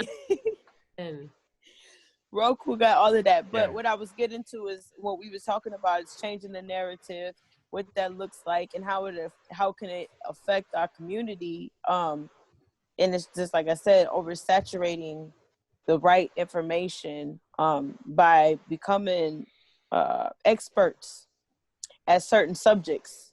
Like I might be good in agriculture. You know what I'm saying? I might know everything about agriculture, and nobody's out here talking about agriculture. I don't know nothing about. I'm not even a green thumb. But somebody I'm saying, should though. Somebody should. That's a topic should be, yeah. Exactly, because I'm not a green thumb, but I need my vegetables. I got everything I need, but I need somebody to walk me through this. You know what I'm saying? Not just be like, oh, I grew my garden. I need somebody to walk me through it. Somebody that's interested in those things, like different points in life that make us basic human beings. That information needs to be overly saturated on our airwaves, because the false narrative is, like we all said, creating fear, and it's helping us fight against each other instead of fighting with each other, and it's also telling the truth too, though. I ain't even gonna lie, some of it's telling the truth, especially like I said, Facebook Live is probably like, that's where our revolution is going to be televised at. They said it wasn't going to be televised. It's going to be live streamed. Sorry, I believe that. I believe it's going to be live streamed. I'm going to have my cameraman with me. He got to get the best shots because I'm going to be getting the best shots. That's my camera lady. I'm going to be getting the best shots while he getting the best shots. I mean, like, why not? Hey, come on. Why not? But at the same time. Oh, I just dropped bars, though. Right. Like, do we really want our identities? Do we want our identities into the brick of the revolution, though? Because then we become targets. You know what I mean? Like real targets. I highly believe, though, revolution is within the mind and the mental mindset. Of just even, of the human kind, just simply a revolution. Just sort of like, if you will, like the Renaissance. It was just like a revolution. It was like all of a sudden everybody was sick, and then they was painting, and then they was writing. You know what I'm saying? It was Shakespeare, and it was like, yo, remember when everybody had the plague, ye old plague? So it's gonna be something like that now. We're gonna be like, remember the ye old pandemic? Ye old plague. You know what I mean? The old plague, the black plague. But yeah, that's what it was, a revolution, and then all of a sudden everybody diced up land, and then we got what we got now. You know, which was nothing. Yeah, that's how we got here. That was a revolution. You see what I'm saying? And then somebody took advantage of it, and then Spain and Portugal and the British Crown and everybody broke up the earth and said, "Yo, you know what? This is us." And then they went ahead and put this thing down. But that's what we got to really be mindful of, is that we're in a revolution now. So there's a power vacuum. And then is that even true? Right. Is that part of history even true? Correct. Do we have the proper documents? Do we have the proper documents to back that up? That's right. We weren't there. No, you're right. And that question is important to ask that question. Yeah, because that's what the youth are going to ask us. Hold on, wait. How the hell you know? You know what I'm saying? Like, because they already skeptical of everything. Man, sometimes they're over skeptical. Man, we're skeptical. See, we're from our parents' generation. We started asking questions. Our parents helped us with that. Yeah. We started asking questions. We were like, oh, you're gonna just tell me anything. Because I've been listening to conscious hip hop since I was knee high to a grasshopper. So right. Questions. Right. We like the first generation that shunned church. Our children, you know what I mean? Question askers and just fucking go whatever the fuck they're told. Ask questions and find out really what's the real deal, Holyfield, because we need to know what's really going on. Old books and old journals is where it's at, though. Yeah. They don't hold back in them. And they tell you what it is, and they lay it out. And it's like, whoa, really? Yeah, first editions is definitely something that we have to, as a collective, really regain our strength on, because... That's got to be fun again. It's study. Remember, it was like, you know... it was like get study. Together, who got notes? Let's build, yeah. You got notes for science, I got notes for math. We're gonna share. All right. We got to get that in our community, though, especially hip hop, though. Hip hop is, like you said, it's got to be cool to be smart again. You know what I'm saying? Yeah. Geek Squad. Straight up. Nerd, so. I'm definitely a nerd. Oh, okay, good. I think from the intellectual conversation we've had today, I think we all got a number of nerds on here. It was all nerds all the way down. I'm Look, I'm just missing my glasses. Let me put my glasses on. Hold on, wait. And there's no lenses. I'm just I was about to say, Finesse, I hope you don't look up at the sun with them glasses on, yo. No, I purposely pop these out, man. Listen. She be sun gazing with them joints on. I'd be like, hold on, look, and I'm Asian, so I'm already chinky, but I'll be like, I've had people like literally poke me in my face, like, hold on, wait, where's the lens? She on the sun gaze game. It's a statement. It's a statement that I'm a bookworm. I see you. I don't need nothing filtered to see you. You see me. You know. I just can't see without mine. That's cool. I'm just blind. I'm not supposed to see without mine, but I don't wear mine in real life. There was a guy. This guy I know. His name is Smart Guy Chevelle, and his whole brand was the smart guy thing, the geeky, you know. And I loved it, you know. And he made these glasses. He made these glasses. And they look like these. Smart guys, smart girls. And that's where I kind of got it from, because it was like, you know, that makes sense. You just pop the lenses out and you got frames. Like, I'm out the frame already, so why do I need glass to keep me back? So then I just started buying fly ass sunglasses and frames and just start popping the lenses out. Like, you know what? Yeah, I got glasses too. Mine are like, they have lenses in them, but they're just plastic. Oh, yeah. Most of mine don't have lenses in them. I don't pop them out. I don't pop them out. These are my famous ones. You're wildin'. Hey, I'm telling you, it's a fashion statement. I love it. But it's certain things like that. Make it trendy. Make reading trendy again. Let's come up with a way that we can make these students read. Okay, maybe we gotta put together some money and put a scholarship together. Hey, whoever reads the most books this summer, that we gonna put $1,000 towards your books, or we gotta talk about books more. You know, like something. That.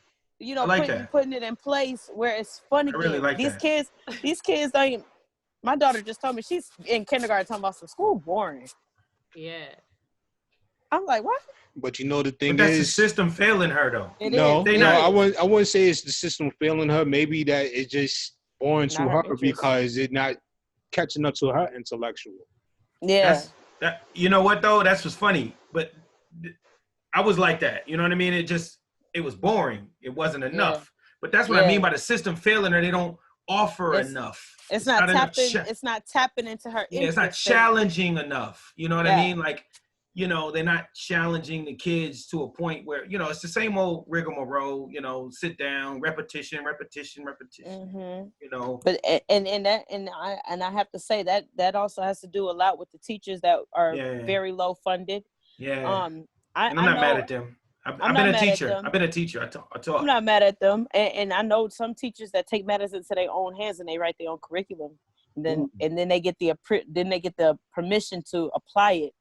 I know a man, and maybe it's because it's an adult school, but I went to a school called Summit Academy in North Minneapolis. A lot of people don't know, but it's a free trade school, and in order for you to succeed in the program, you have to take a math class. Okay, you have to excel in math in order to become a carpenter, electrician, anything. You have to excel in the math. Our math teacher, his name is Mr. Hinton. I love Mr. Hinton. Shout out to Mr. Hinton. He like one of the truest math teachers. He made me love math again. That was his goal. I want you to enjoy math again. The reason why you didn't enjoy math is because you didn't understand math. Yeah, he came with it. He came with his own curriculum, and I'm talking about when you teaching adults here, people that probably sat in the classroom for 10 years, don't even care to be there. They just want to get through. They got other things on their mind. But we all there and we all ace in the class because he's making it not only fun because he capping on us. He cracking jokes with us. He's being relative, but also he's showing us different ways to manage our frustration with the subject at hand. And see, some people don't learn reading. Some people are hands-on learners. Yeah. Some people are visual learners, you know, and you have to tap into that student in order to know how to teach them. Each and every single one of them. And so when we start giving the teachers the proper resources and tools to do that, to to singleize out our students so they can learn at their own pace and still be with the class. We first got to figure out the conversation on budget cuts in this country. we got to figure out that conversation. Hey, like, hey, how you able to just cut the budget where people learn? Hey, this is where our time to vote comes in. See, now in in Minneapolis, we just cut our budget. We just made our budget bigger by cutting the Minneapolis police out. Yeah, right out of the schools. Right out of the schools. And we putting the money back into the arts. We putting money back into the books. Yes, that's what we trying to get St. Paul to do the same, so that we can start policing our own. We don't want these kids scared of the cops. The kids, why would they need to have police in the schools like that? Like, even the teacher, okay, so the school said like that they didn't really have a whole lot of complaints about the police being there. Like it was, like they didn't feel like it was a comfortable space for the students. They did, however, notice when they went back and looked at like the interactions that the police had with students and found that it was overwhelmingly Black students, shock and awe, that they into and having interactions. They always find a way to slide some bullshit in the game every time. Yeah. But then it's like you gotta. I can't say it no other way. Information. Yeah, I can't say it no other way. This is bullshit. And the thing about it is talk about starting with fucking PTSD. Like kids start with PTSD over police. Because you've been militarized. You've been occupied. Now they've got them in the fucking schools too. So it's like you can't even have a sanctuary any fucking way. It's an occupation. That's what that is. And that's what they groom you to have as an occupation. They don't talk about having a trade and skills. Yeah. You've been broken. You've been broken. Go to Amazon. Go work at Amazon. Yep. Sit behind the computer. Yeah. Take your ass to Amazon. You don't want to do nothing else. They prep children for prison. They don't prep them for success. Yeah. Yep. Pipeline to prison for sure. So you can come out and be a vegetable and then go work at the factory. The only thing that they do in school when a child gets in any kind of like, if they do anything that they shouldn't be doing, whether they get in trouble talking in class or whether they do whatever, if they get kicked out of class, if they get in trouble in the hallways, it doesn't matter what they're getting in trouble for. Pretty much all they ever do is detention, in-school suspension, and detention. What are those? Jail. Is anybody? I know you, Mo. You in Baltimore, so I know you are familiar with it. Anybody familiar with The Wire, right? I saw season 4, and you had. You would never ask me that. And you have Naaman, where he said it. He's like, "Yo, y'all basically just preparing us for prison. Yeah. Like the classroom is just gen pop. You know what I'm saying? So like, Hell yeah, it is. Yeah, you know, so like, it's funny, and then look at the food. Look at the food. Food is exactly what you fucking eat when you're locked up. Get a tray. And that's a whole other story, y'all. And a milk. They give you one of those rusty milks. That's in a tray. Mine too is like the food that they give that these students that they're claiming is fucking nutrition on a fucking whack ass pyramid. Institutional food. The food that they're giving them is not nourishing their bodies or their minds. It's fucking processed bullshit. Just enough to keep them alive. Yeah. To stick them in the tank. Nah, just enough so they don't have the parents complaining saying they not getting fed while they in school and shit. Yeah, word. Sad. It's so sad. It's disgusting. Yeah. I've got to bounce, y'all. I ain't know I've been on here 2 hours. I could have did this like 8 hours. Yeah, this is definitely Melody. You gotta have the same panel back on here again real soon. Yeah. Because I definitely enjoyed this. You know what I mean? For real, it was very stimulating conversation. Word up. You know? I know. I'm about to say. I was sitting here taking notes on all of y'all, so I'm finna be putting y'all in position just so y'all know. We're gonna work it out. That's what we do. Yeah, because it needs to happen, and it's not just in Minnesota. It needs to happen in Baltimore, New York, everywhere we are. Like I said, open arms in Minnesota. Come get some love and take me back home. Hey, Finesse, now you know my undisclosed location. Yes. I was about to put you on blast, but I was. It's no longer undisclosed. Yeah. Right. All right, y'all. I gotta roll. All right, man. Peace and love. Peace and love. All right. Kilo, can y'all hear me? Kilo, before you. Where they can get in contact with you and find you on social media? You can find me on social media at Kilo Mo, M.O.E. You can also find me the Grizz at the Grizz on Instagram. www.kilomomusic.com. Just type in Kilo Mo in Google, everything will come up. No doubt, no doubt. Don't forget the E. Into the O-E. All right? To the O-E. Yeah. I used to drink OE. Yeah. Oh, we all did. Underage. 40s. Yeah. Underage drinking them things. Ooh, don't hear that, kid. Don't hear that, kid. Y'all drank those too.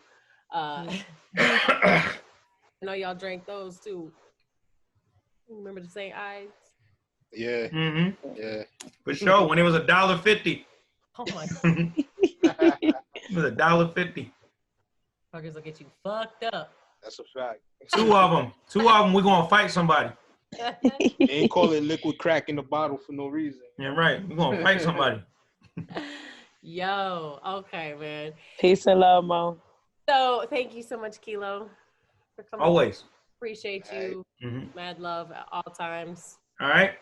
Peace, y'all. All right, homie. So we just narrowing down people one by one. Yeah. It's almost about that time for me to get ready to bounce up out of here, too. Cause I got another platform I got to make an appearance on and all that good stuff. So, you know. We can get out of here, y'all. We can definitely get out of here. Let me just give you a chance to say, you know, any kind of shout outs you have or whatever, and give your social media information too. Emilio, you can go ahead and start. All right. Well, definitely, once again, it was definitely a great experience. I'm so glad you finally brought back the juice because it was much needed. You know what I'm saying? So, like, definitely I had a great time being on here tonight. And I wish we could have, you know, continued much longer. But, you know, 2 hours is 2 hours. So we got to make do with the time that we had. But I would definitely like to come back on here again real soon. And I definitely want to say shout out to Finesse down there at the bottom. I want to shout out M.O.E. and shout out, you know, TWAIN and everything like that. Definitely had a real good, healthy conversation here tonight. And, you know, for all of y'all out there, y'all looking for me, you can hit me up on Twitter at the EMillio EgBar. And you can follow the Nonstop Radio Show at Nonstop Radio 212. For all you artists out there, if you would like to sing your music off to be considered for airplay on my show, you can do so by emailing me your MP3s at letsnetworkmusically212@gmail.com. The one rule I have about that is no links. I don't accept links at all. And make sure your music is properly labeled. And if you want to catch the Nonstop Radio Show, I got a bunch of shows out there. You can hit us up on SoundCloud at soundcloud.com/nonstop-radio-show and knock yourself out. Listen to me. Definitely do. Definitely go check Emilio out, you guys. Yes. Not be disappointed. Blessings, brother. Thank you. Blessings, brother. Well, thank you, Mel, for having me on for the very first time. I'm glad my experience was thebomb.com. Most people who probably watch you know who I am, so I'm going to say this loud and clear. I'm Finesse Banks. You can find me on Instagram, Finesse_Banks88. That's FINESSE_BANKS, like we getting money, 88, because that was a great year. And you could also find me on Twitter at The Real Finesse B. I talk a lot of mess on there, but what y'all have heard today from me is a new page, a new chapter. I am looking to get more into the community. So if you would like to be involved, share ideas, I'm always open. You can email me at finesseentbooking@gmail.com. I'm always open for open forums. We can do collaborations, all that good stuff. Like I said, I'm a jack of all trades, so hit me up. That's my main email. And peace and blessings to everyone. Definitely. Goodbye. What is your slogan, Mel? Peace and positive vibes. Yeah, girl, definitely. Real support is great support, man. I love it. I'm always gonna support you, girl.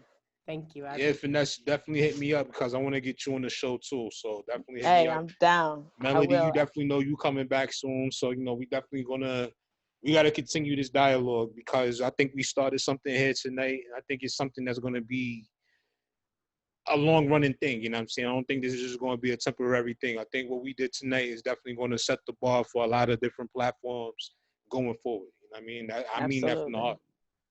Absolutely. I like to hear that. That's lit. I love it. Thank you. Man, I want to thank you so much. Everybody that came through tonight, all 4 of my guests are amazing people, are very talented, and definitely want to go check them out, you guys. Everywhere that you social media at, they're there, except TWAIN obviously wasn't on Snapchat, clearly. So, but you guys definitely have to go check them out. And I just want to thank everybody for tuning in to the first episode back, season 4, baby. Yay, yay, yay, yay. Tequila. It's about to be lit. I don't know if you're again. Oh, I keep popping in and out. I'm gonna have to fix that. I might have to do everything on my laptop. My desktop might be having issues. I don't know what's going on, but this can't continue. So, you know, we're going to get the bugs worked out, y'all. It's the first episode back, and this is a new platform and a new total experience. I never messed with Zoom before and stuff like that. So that's how, you know, we're going to get it together, though. We're going to get it together, okay? All right. Yes. So, man, I want to thank you guys so much for coming through tonight. And, yo, you guys can follow me everywhere you social media at. My name is EMillio. I'm not hard to find.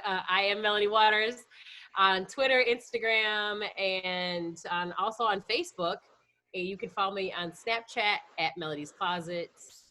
Let's see what else. That's pretty much it. You can follow the Juice on you can like. There's a like page for the Juice on Facebook. You can like that at thejuice.melodywaters. And that's pretty much it. You can just, I am Melody Waters everywhere. So, y'all, thanks for coming through. Yes. We gonna be here. We gonna be here next week. It's gonna be every week. So I wanted to end the show with some memories that were given to me by some people that are big supporters of the Juice or have been around for a very long time or have in some way, shape, or form made some kind of very close connection with the Juice. And so they shared memories of the Juice with us. And there's a couple that I'm going to read to you. And then there's a couple that will be audio, and there's one visual, I believe, too, as well. So enjoy. Okay, so this memory is from TWAIN, and TWAIN joined us this evening as well. So this is what he had to say. He says, I appreciate appearing on the show all the times I did and you blasting my records in rotation, especially world premiering my single. But my favorite memory is the special Friday night, A Night Over South edition that we did in August 2017, playing the artists involved as well as the rest of my selections, plus interviewing my guy Luco on the show. That was real cool. Thank you, Melody, and congratulations on the return of the Juice. TWAIN. Thank you, TWAIN. Appreciate that. And one more for me to read, and then I will leave you guys with the rest after that. Dear Melody, it's I don't know. Hey, remember these handwritten letters? Bet you weren't expecting that. Life is full of wonderful surprises. Speaking of wonderful surprises, 2 years ago, you surprised me with the gracious opportunity to appear on your platform, The Juice, a few times. And it's been a personal honor to accept and have the opportunity to share my work as an independent artist. If you never heard me say it, here it is in writing. I have immense respect for what you do for the independent creative community. Even more so for the care, respect, and professionalism with which you do it. I'm grateful for your authenticity and unparalleled support, and you have the same from me in return. Okay, enough mush. Love you, Mel. With it. So that's from R.PsYCh WiTtiD. Thank you so much. I really appreciate that, your kind words. And I definitely do support you in what you do. So shout out to him for that. Thank you so much. And I do want to thank everybody else for coming tonight. You guys, thank you so much for tuning in to the first show back of the Juice.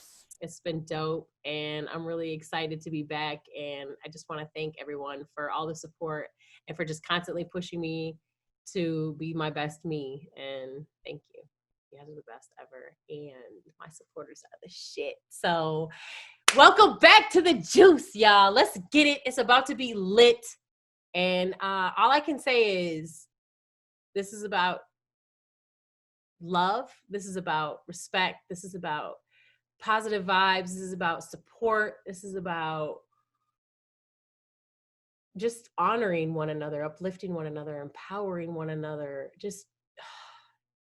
I just want us to really love one another. And I just really want us to push one another to be amazing and to always support one another. Do you know what I mean? Like, if you see somebody, your fellow peer, and you see them, like, especially somebody that's close to you and you feel like you can speak to them this way, you know, that they respect your opinion. If you see them slacking, we have to push them. We have to say, hey, you know, what happened to this? You used to do that. Or, you know, I think you could really benefit if you tried this. Like, we have to find ways to empower one another. And we have to also, the receiver has to be less offended and take things less personally. We have to really focus on, like, the positive in the scenario and how we could benefit from one another and each other's knowledge, instead of always trying to be offended and take things personal and not want to listen to somebody because we think what they're saying makes them a hater, or that they hate on us. Because really, in all reality, if somebody takes the time to come to you in a respectful manner and say to you a way that they feel like you could be better, that's not hate. That's mad love. And be grateful for that person. We have too many yes men around us and not enough people that push us to be better us. So keep the people around you that push you to be better. The energy's good, you know, positive, motivating. Those are the people that are important, and those are the people that care about you. So that's my little soapbox for the evening. Thank you guys so much for coming through to the first edition back of the Juice, the relaunch. I'm going to fix this whole lighting scenario so I don't look like a ghost anymore, and fix this mic situation. Don't worry, we're going to work out all the bugs. It's going to be amazing. It's going to be fabulous. And yeah, I'm excited to have you all here with me. So thank you so much. Check out these memories and come back next week. Juice, baby. Peace. What's good, everyone? It's Nick with EMillio stopping by for just a minute to share some of my favorite moments of the Juice listening over the last couple of years. Definitely always been one of my favorite platforms to come check out, to hear new independent artists and their music, and also to network with different industry professionals, whether it's videographers or, you know, producers, people that do graphic design. She's always taking the time out to help promote people that offer different services in the music industry, and also people that just are really, you know, independent business owners. So big shout out to Melody for really putting together a platform that helps spotlight those out there grinding and trying to live their dreams. So I'd have to say one of my favorite moments was when Melody and FINCHevelle agreed to have a quick rap battle, and you know, real quickly found out that the only bars that FINCHevelle could put together would have to rhyme with the word thought. That shit was hilarious. You know, definitely enjoyed listening to Duck City Music chop it up before they went out and did a grind mode cypher. Always enjoy listening to those guys, and, you know, all the different artists that she's had on, she's always capable of getting really the most out of them and just having a great time. So really looking forward to a lot of what she has coming forward. I know there's some changes coming, but really excited to see how the platform continues to grow. I can tell you, you know, going back all the way to my first guest host experience with Melody, going into it with a little bit of nerves, and she just knows how to kind of relax her guest host and guide that interview to a real a good place. So I'd say probably my favorite guest host spot was done by EMillio EgBar. He gets on there with Nonstop Radio, and they just immediately have just some really dope synergy, and enjoyed the music and everything else that came out of that episode. And then, of course, I got to say one of my personal favorite moments is when Melody decided to bust out with my government name, and it just ran from there and turned into one big joke, really between not only myself and her, but, you know, all the artists that I've met through the Juice. So I'd like to say, just keep grinding, Melody. It's a beautiful thing you continuing to build out there. Really excited to see what the future holds. Really excited to continue networking with the different artists that you bring on, working out to, you know, get them together for some collaborations, and working together to continue building each other's fan bases. So appreciate every opportunity that the Juice has ever offered me. Appreciate you as a person, not just for the platform, but, for everything else that you've done for me and my platform. And really for just being there.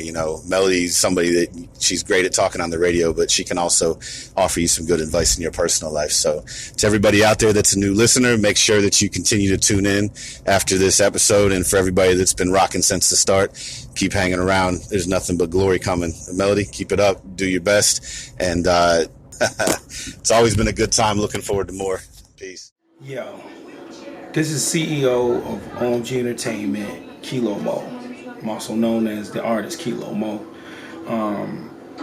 I've been around for a good while, but that's enough about me. We're here to talk about EMillioWaters and the Juice.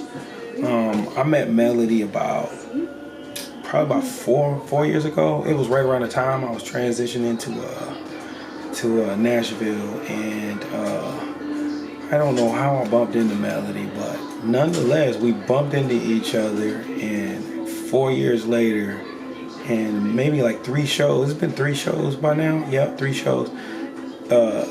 4 years and 3 shows later, I think I've done a countdown with you.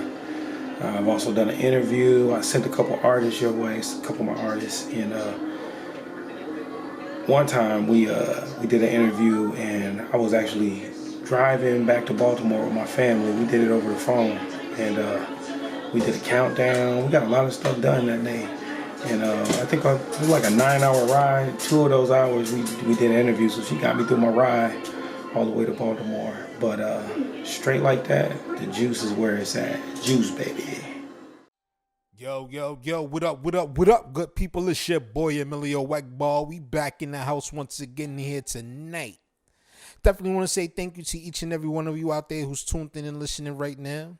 For those of you who may or may not know, I am the host of online hip-hop and R&B show known as the Nonstop Radio Show. You can check us out. For all of y'all out there who may not have listened to an episode before, you can check us out. We're available on SoundCloud, and we also available on some other platforms too. But tonight, it ain't about me. It's not about the Nonstop Radio Show, but you can always follow me on Twitter at the EMillio EgBar. That's my personal Twitter. Or you can follow me in the show at Nonstop Radio 212, and we'll be glad to give you dates and times of the Nonstop Radio Show when you can check us out. But like I said, tonight, it's not about me. It's not about the Nonstop Radio Show. I'm here tonight, presented with this platform to talk a little bit of something, that means a lot to me, somebody special to me, and that good stuff, man. And I'm here to share with you guys out there who's listening right now my favorite EMillioWaters moment. You know what I'm saying? Definitely want to say shout out to Melody. She's a real hard worker with what she's doing, man. She's definitely one of the dopest female platform owners out there that's doing their thing. Definitely want to say shout out to her. And just to give y'all a little bit of the history between myself and Melody, we go back as far as 2016, I believe it was, when we first got introduced to each other through a mutual friend. Want to say shout out to Nick Davis, because he's the one that introduced us to one another. Definitely want to say big ups to him. Be on the lookout for Back to the Roots and Almeida Music. Much love to them, you know what I'm saying? But we here tonight to talk about Melody. And, we started off, I appeared on her show first. And then, later on, she appeared on the episode of the Nonstop Radio Show as one of my guests. And, and there's been history ever since then, you know what I'm saying? That she brought me back for another episode where, I was her guest host on The Juice. Definitely want to say shout out to The Juice. It's The Juice, baby. You already know what it is. And just that night when we, linked up again for the third time, it was just an incredible moment. I think, we had like the energy that was going back and forth between the two of us, and just, the amount of positive responses that we got after that episode of The Juice was just crazy. You know what I'm saying? Like, like me and her, we talk behind the scenes. We don't always talk, like as much as we should. Both of us living in different cities, and also both of us having different time schedules and things of that nature. But, it's always love whenever me and her connect, and just on this night here, she had me featured as her guest host, and just the energy and just the content that we talked about and just the music that was being played. She allowed me to bring, some of my music that I feature on the Nonstop Radio Show. And she just basically, she just she gave me a chance to, shine on her platform once again. And it was an incredible thing, what I'm saying? Then we brought along the M.O.E. For all of y'all out there who don't know them, they're a R&B group composed of brothers and sisters. It's 2 girls and 3 men in the group, or whatever the case may be, and they all brothers and sisters. That was definitely epic and unique, and I felt as though we should bring that over to the Juice as my guest. What I'm saying? And we just had an incredible conversation with them, and it just like I said, like the energy was so crazy that night. What I'm saying? Like people were setting us up. Some people that called in live and was talking, and it was dope. What I'm saying? Like people out there, they listen to tons and tons of different radio shows or online radio networks and things of that nature. But you know what? You got a lot of them out there, but you don't got too many out there that has quality. What I'm saying? A lot of people out there, they just do it just because they want the fame, they want the handshakes, they want to be recognized when they go out to the grocery store, or they want to be popping on IG and Twitter and all that case, But at the end of the day, when you got quality platforms like the Juice with quality hosts such as EMillio, like it's a win-win, what I'm saying? Because besides myself and other people that I know and network with, she is definitely one of the main people that goes hard for independent artists. Not only outside of her circumference, but she also goes hard for people within her own community. People in Minneapolis, Minnesota, that she shows so much love to. Like I follow her and I see what she be doing on IG and things that she posts up on Facebook and all that good stuff. It's all love that she shows to Minneapolis artists. What I'm saying? It's like people gotta understand and realize, like working behind the scenes and doing this thing, and there's so much that goes together to put together like these shows. Like people don't understand that it's a lot. What I'm saying? Some people just get up here and all they gotta do is just sit behind the mic and just talk for however half hour, 2 hours. Some shows I've seen out there, they run 3-hour formats and all that good stuff. But then there's those people that not only host it, but the ones that go behind the scenes, and they're the ones that's booking the artists. They're the ones that are rearranging the interviews, and they're the ones that's constructing the playlist for the episode and coming up with the content to talk about. And Melody, she definitely does what she does at a high standard. What I'm saying? Definitely at a high level. And I feel as though out there, people that listen to the Juice need to really stop and take a moment and just appreciate it. What I'm saying? Because it's not easy by a long shot. What I'm saying? I don't care what anybody out there tells you or how they try to make it look like it's so easy. It is not easy getting behind one of these microphones and controlling the board and all that stuff like that, and actually running a high quality radio show. What I'm saying? So definitely want to say shout out to EmillioWaters. And I know she's been going off the air for a moment and everything, what I'm saying? But it's definitely dope to know that she's back and the Juice is in full effect once again, man. So make sure y'all check that out every Thursday. Definitely make sure y'all check out the Juice, man. It's definitely one of the dopest platforms that I ever had the privilege and the honor of being featured on. Definitely want to say shout out to her for what she's doing. And not only that, this right here, is how we originally met each other, but it also formed like a bond and a friendship between the two of us that I definitely cherish, what I'm saying? Because Melody, I can talk to her about anything, and she feels as though she could talk to me about anything, and we just, we connect on a level much deeper than just the radio, what I'm saying? So, I definitely want to say shout out to Melody. She's one of my favorite people. So make sure y'all go out there and show that support. Show that support to her. She's doing things not only with the radio, but she got visuals out there. She does graphic arts for people. She got clients and things that she does that for, and it's dope, man. It's really dope, man. Y'all need to get out there and go check her out. Once again, it's your boy EMillio EgBar. of the Nonstop Radio Show, sharing with you my favorite Melody Waters moment. And shout out to everybody out there that's tuned in and listening right now to the Juice, baby. Shout out to Minneapolis. Shout out to everybody in NYC. Shout out to everybody worldwide. You heard? Whatever the fuck she saying. Ooh, I got the juice. Come get the news on what's new. Music's not all that I do. I'm the influence. Once I get into my zone, there's nothing you really could do. Watch how they move. I'm setting trends. I'm better than I ever been. I represent. Make you not wanna rap ever again. In my prime like I'm optimist. Minnesota knows who the option is. No need for the gossiping. Get it from the soldiers, watch and listen. Had a whole town talking different, walking different. I walk the talk and I talk my shh.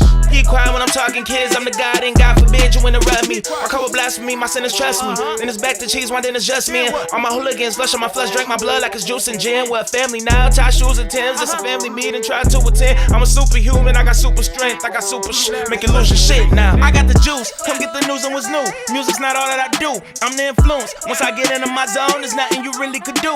Watch how they move, I'm setting trends. I'm better than I ever been. I represent. Make you not wanna rap ever again. I got the juice, come get the news on what's new. Music's not all that I do, I'm the influence. Once I get into my zone, there's nothing you really could do. Watch how they move, I'm setting trends. I'm better than I ever been. I represent. Make you not wanna rap ever again. Ho!